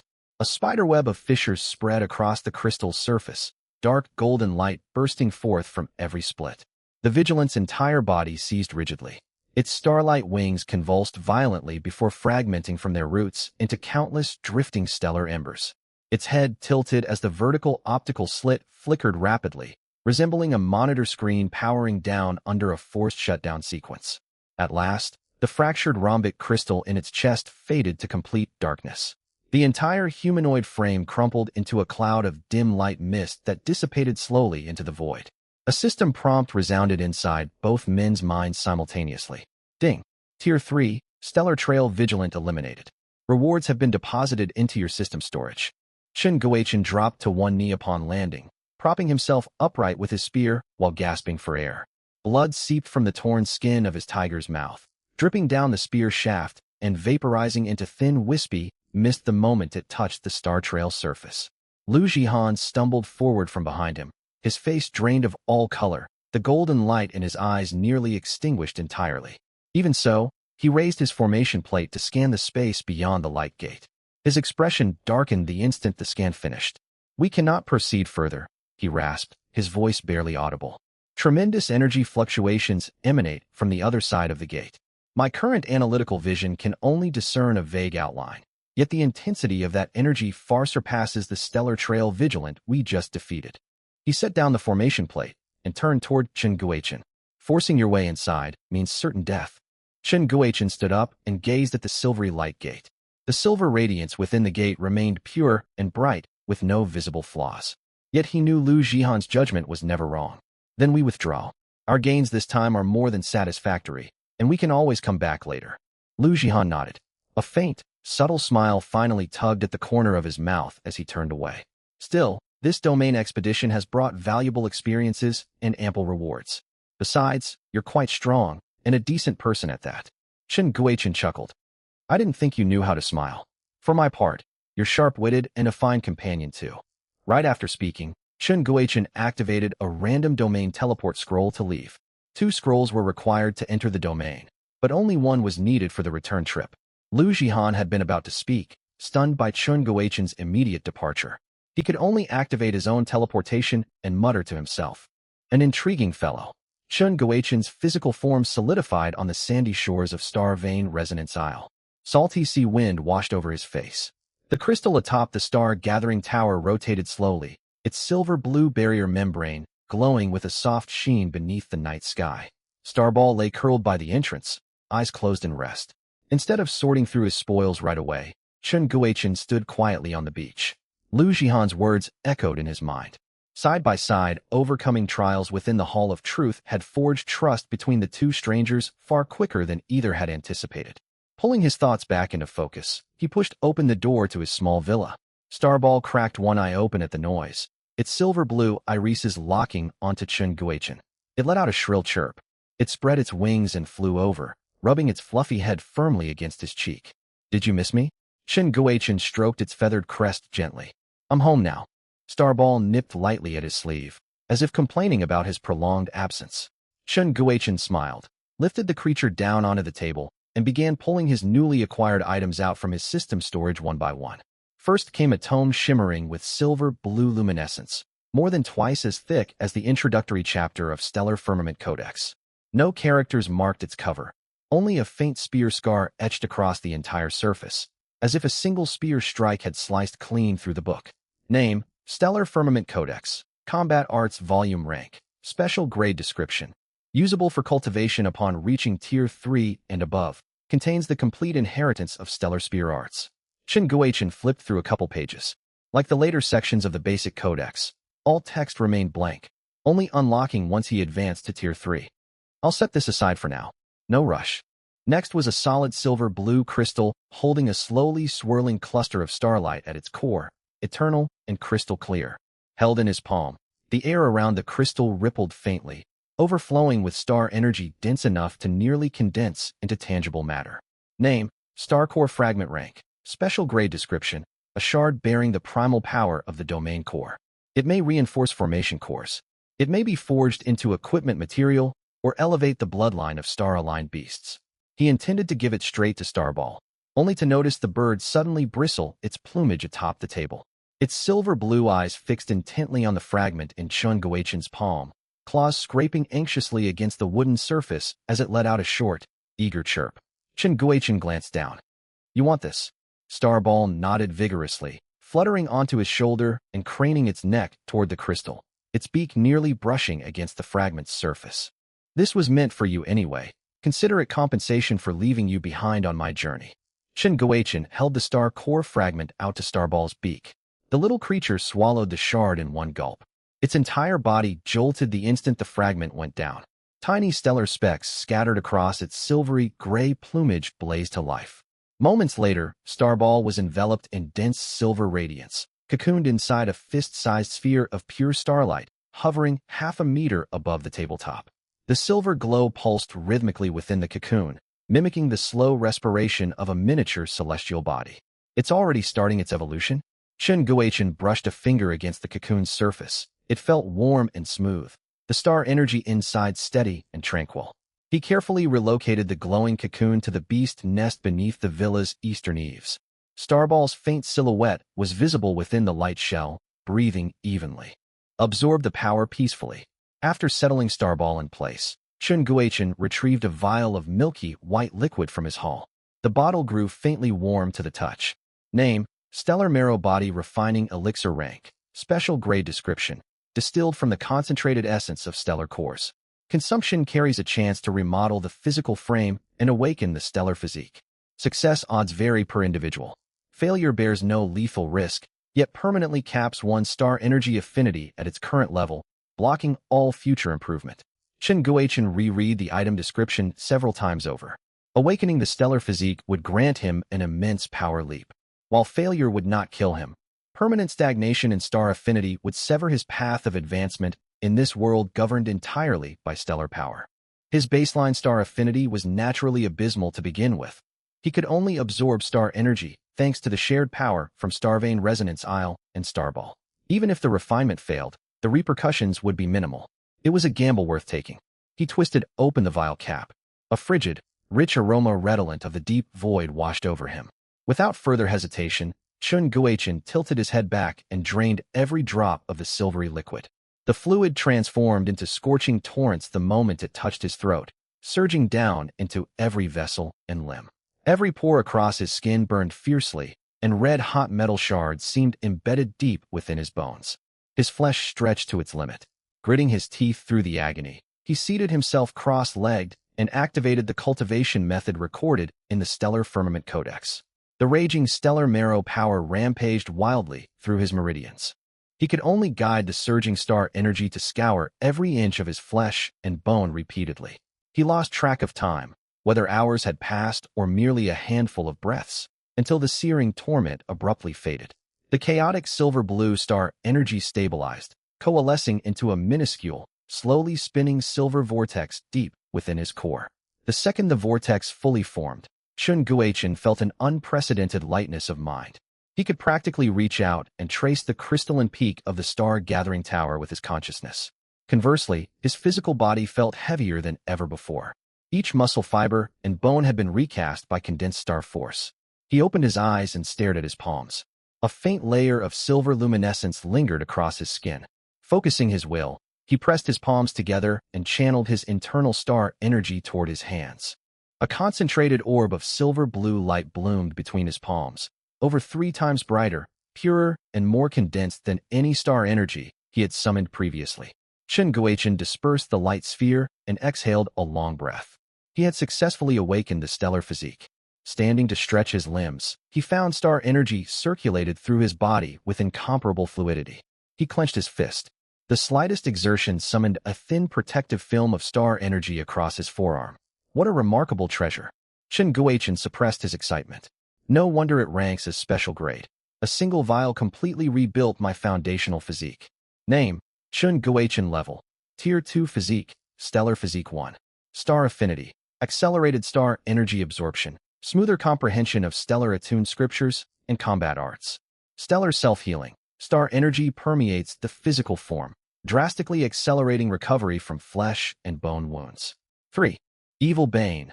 All physical strikes carry purifying stellar energy, granting dominance over void creatures and fiendish abominations. Stellar Law Transcendence. Innate attunement to the primal laws of the star sea renders the user immune to suppression or weakening from regional rules. Innate Talent. Power Sharing Current Share Quota. 3. Overall Evaluation. Still low tier in combat prowess, yet potential has surged exponentially. After reviewing the stellar physique's full attributes and calming his exhilaration, he laid his last 2 acquired items across the table. 5 Pale Silver Seeds. Name: Common Grass Seeds times 5 rank. Excellent grade description. May substitute for any plant material of excellent grade or lower in potion crafting. Universal crafting substitutes, extremely useful. I'll never run short of alchemical ingredients now. Chen Guochen carefully stowed the seeds inside his system storage. Next was an ash-gray glowing scroll. Unfurling, it revealed a concise formation diagram marked with a silver rune at the focal node. Name: Cross-Isle Teleport Formation Scroll Special Grade Rank. Special Grade Description. Deploys a permanent teleport formation upon activation. Chen Guochen's initial thought was straightforward. I only possess 1 scroll. This item is useless on its own for the time being. Just as he prepared to file the scroll away in storage, a sudden thought crossed his mind. This reward originated from the Star Maze.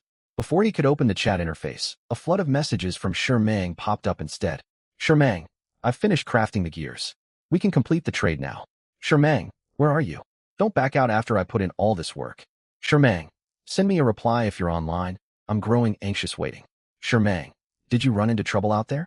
Shermang, I checked with Zhou Mingyuan. He said you likely ventured into that rumored secret domain. Hit me up once you return safely.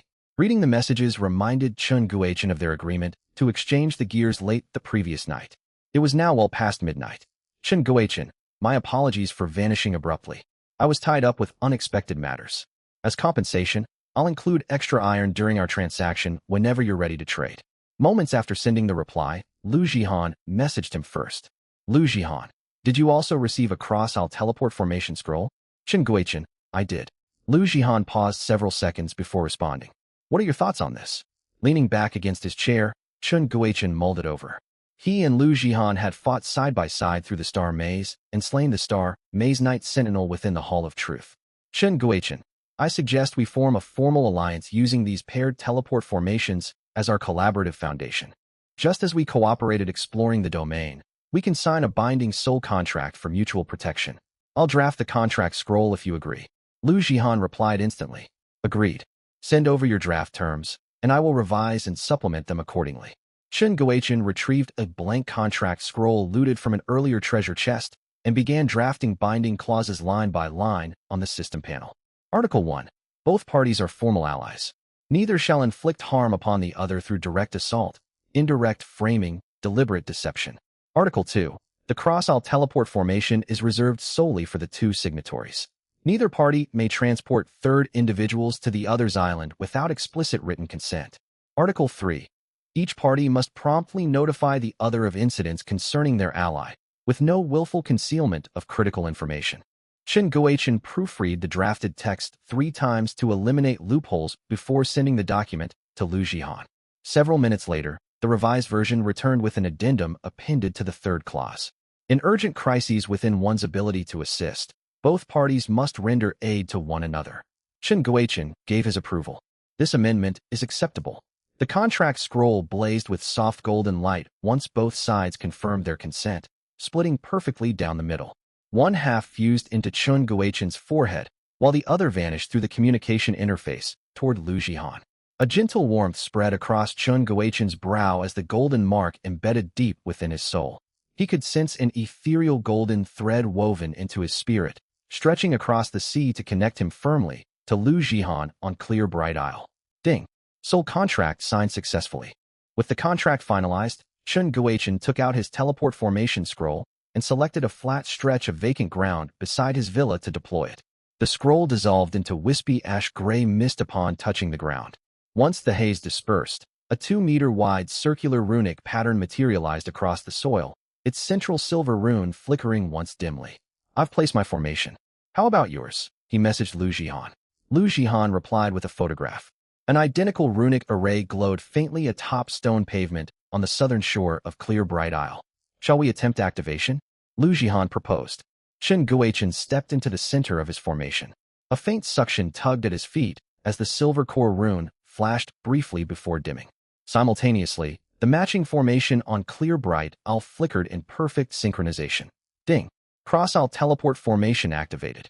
Bidirectional channel established successfully. It worked. Chen Guochen stared at the slowly circulating runes beneath his feet. We can travel between our islands with minimal travel time in case of emergencies from now on. Lu Jihan remained silent for a short while before sending another message. Leave the formation dormant for now. I have no immediate need for it. You ought to keep its existence concealed as well. 2 special grade scrolls combined into a single functional construct. This system would not bestow such an item for trivial use. It will likely prove invaluable in the future. Understood. Closing the communication panel, Chen Guochen leaned back in his chair and released a deep sigh. Starball remained sealed inside its light cocoon within the beast nest undergoing its metamorphosis. He looked down at his hands once more. The silver vortex inside his core rotated steadily, star energy flowing through his meridians far more smoothly than ever before. The Cross-Isle teleport link was active, granting him a trusted ally. Starball's evolution was well underway. He also possessed the Stellar Firmament Combat Arts volume and tokens granting access to the Void Ruins domain. His odds of surviving and thriving in this alien world had risen substantially. The torrential rain persisted well into the following dawn.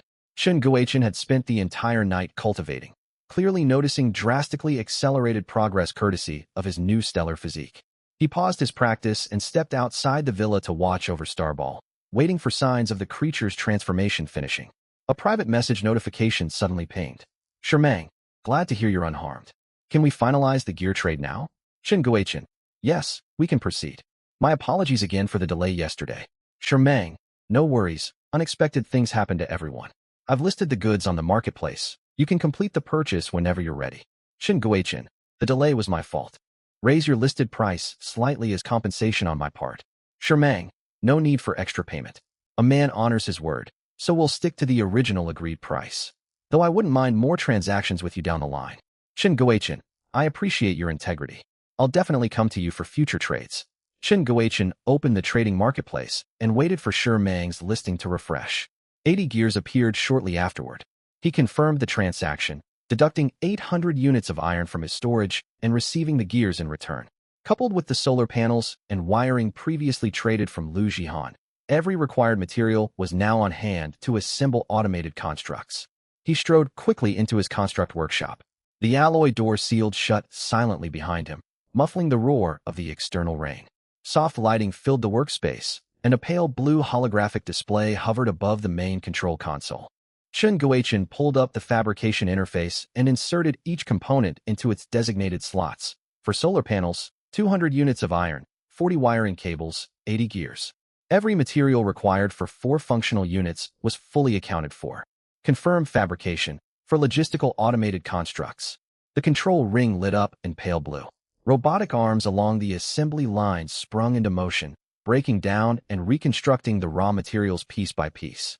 Sleek silver metallic frames gradually took shape on the assembly platform with quiet mechanical precision. Roughly 10 minutes later, 4 palm-sized metal automatons rolled off the production line. They flexed their joints with crisp clicking sounds, their optical sensors lighting up with soft blue luminescence one after another. Chen Guochen bent down to pick up the 4 constructs with a satisfied nod. These logistical units would handle all menial labor efficiently. Combined with the 2 automatons obtained from prior treasure chests, mining stone and excavating soil would no longer require his personal effort. He pushed open the workshop door. Familiar chirping cut through the storm winds the moment he stepped outside. Chen Guochen froze, turning toward the beast nest under the villa's eastern eaves. The starlight cocoon surrounding Starball blazed with unprecedented blinding radiance, silver blue lights spilling outward through the cocoon walls. Cracks spiderwebbed rapidly across the entire luminous shell. Crack! A sharp splitting sound echoed out as a fissure split the cocoon open wide, torrents of silver blue light flooding out through the gap. More fractures spread across the cocoon's surface in an instant, shards of luminous casing drifting into the air and dissolving into stardust before touching the ground. At the peak of the radiant burst, a silvery gray figure stood tall amid the fading cocoon remnants. Starball spread its wings wide. Chen Guochen held his breath at the sight unfurled amid the rain curtain. Once a small silver star eagle no bigger than a golden eagle chick, the beast now stood eye level with him, its wingspan stretching nearly 4 meters wide. Dark blue stellar veins lined the edges of its silvery gray plumage, crowned by a tall, upright crest of pure white feathers. Swirling stellar vortices rotated deep within its sharp, silver-blue eyes. Standing at 1.8 meters tall, Chen Guochen found himself perfectly matched in height by the evolved starball. The avian creature tilted its head to examine its talons, then slowly extended one wing to adjust to its vastly enlarged body. It then turned its gaze toward Chen Guochen. Confusion flickered across its stellar eyes first, quickly replaced by joy, before the familiar deep bond of affection resurfaced. Starball lowered its head to rub against Chen Guochen's cheek. Once it had only reached his shoulder to nuzzle him when tiny, now it towered nearly equal to his stature. Chirp! Its tone remained soft and gentle, even when emanating from a beak large enough to swallow an entire gray ridge lizard whole, creating a distinctly endearing sense of contrast. Chen Guochen patted its lowered forehead gently. You've grown so large in the blink of an eye I barely recognize you now. Starball rubbed its head against his palm, then lifted its neck to release a clear, resonant cry that cut through the rain, rippling outward across the sea surface. Multiple shadowy creatures lurking within offshore undercurrents spun around frantically and fled deep into the ocean upon hearing the call. Chen Guochen's heart stirred as he activated his insight ability to scan the star-shaped creature. Name: Silver Night Star Eagle. Rank: Tier 3 Skills. Star Eyes passive detects energy fluctuations within several kilometers, accurately pinpointing sea beasts and treasures imbued with stellar power, and renders the user immune to visual illusions. 2. Shatterstar fires stellar-infused plumes to deal damage, while suppressing the target's self-healing capabilities. Starlight concealment masks one's entire aura to blend into the surroundings and drastically reduce one's presence. 4. Star plumage coats wing surfaces with stellar force to form a thin defensive barrier. 5. Starfall dives down from high altitudes wrapped in condensed stellar radiance and strikes violently with sharp talons. Star Shadow warps light and shadow using stellar energy, leaving afterimages during high-speed directional shifts. 7. Size manipulation grants free control over bodily dimensions. The form can shrink to 1/5 its standard size or expand up to twice its original bulk. Bloodline, transcendent description, a natural apex aerial beast aligned with stellar attributes that naturally matures into a Tier 4 entity. Tempered by shards of a stellar core, it has undergone an early bloodline evolution, drawing ever closer to epic tier bloodline status. It had broken through to Tier 3 and unlocked numerous new abilities. Watching the changes within Star Cluster, Chen Guochen retrieved the star-mottled fruits he had picked earlier that morning from his system storage space. Nurtured overnight by stellar soil and stellar spring water, the star-mottled fruit tree had fully ripened. 10 fist-sized fruits hung heavy from its branches, glowing silvery blue with delicate stellar veins etched across their cool outer skins. Dense wisps of stellar power emanated steadily from the flesh within. He had eaten one fruit earlier that day. The moment he bit through the peel, a warm surging tide of stellar power flooded down his throat, far richer in potency than he had anticipated, sharpening his mental clarity considerably. Chen Guochen took out 5 star-mottled fruits and said, "These are for you." The eagle's silvery blue eyes lit up the second it spotted the fruits, opening its beak eagerly to be fed. After finishing the fruits, it let out a soft, contented cry and nudged its head gently against Chen Guochen's palm. Chen Guochen let out a soft laugh. "Only 4 are left. I need to set some aside. You'll get more once I harvest extra later on."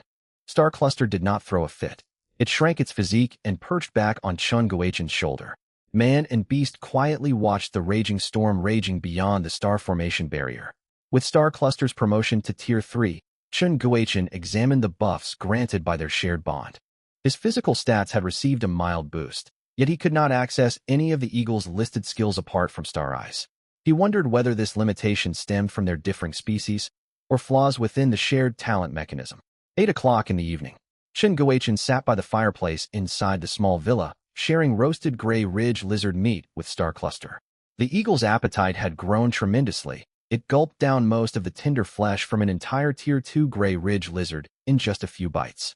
Chen Guochen had barely finished one front leg and reached for another chunk when the familiar cold mechanical voice boomed inside his mind. Ding! A new global announcement is now being issued. 1. The first storm disaster in Zone 666 will officially conclude at midnight tonight. 2. The next random type disaster will descend in 5 days' time. In response to malicious abuse of fishing rods detected across the realm, daily fishing rod usage will be limited to 1 attempt starting tomorrow. Only treasure chests can be fished up, with the maximum tier of chests matching the tier of the fishing rod used. To compensate for the reduced fishing attempts, more islands will spawn across the waters. These islands will hold greater rewards alongside native island treasure chests, waiting for survivors to discover through exploration. The map function is now unlocked for all users. Individuals may check their current coordinates and all previously explored territories, though the map signal will be obstructed within certain special zones.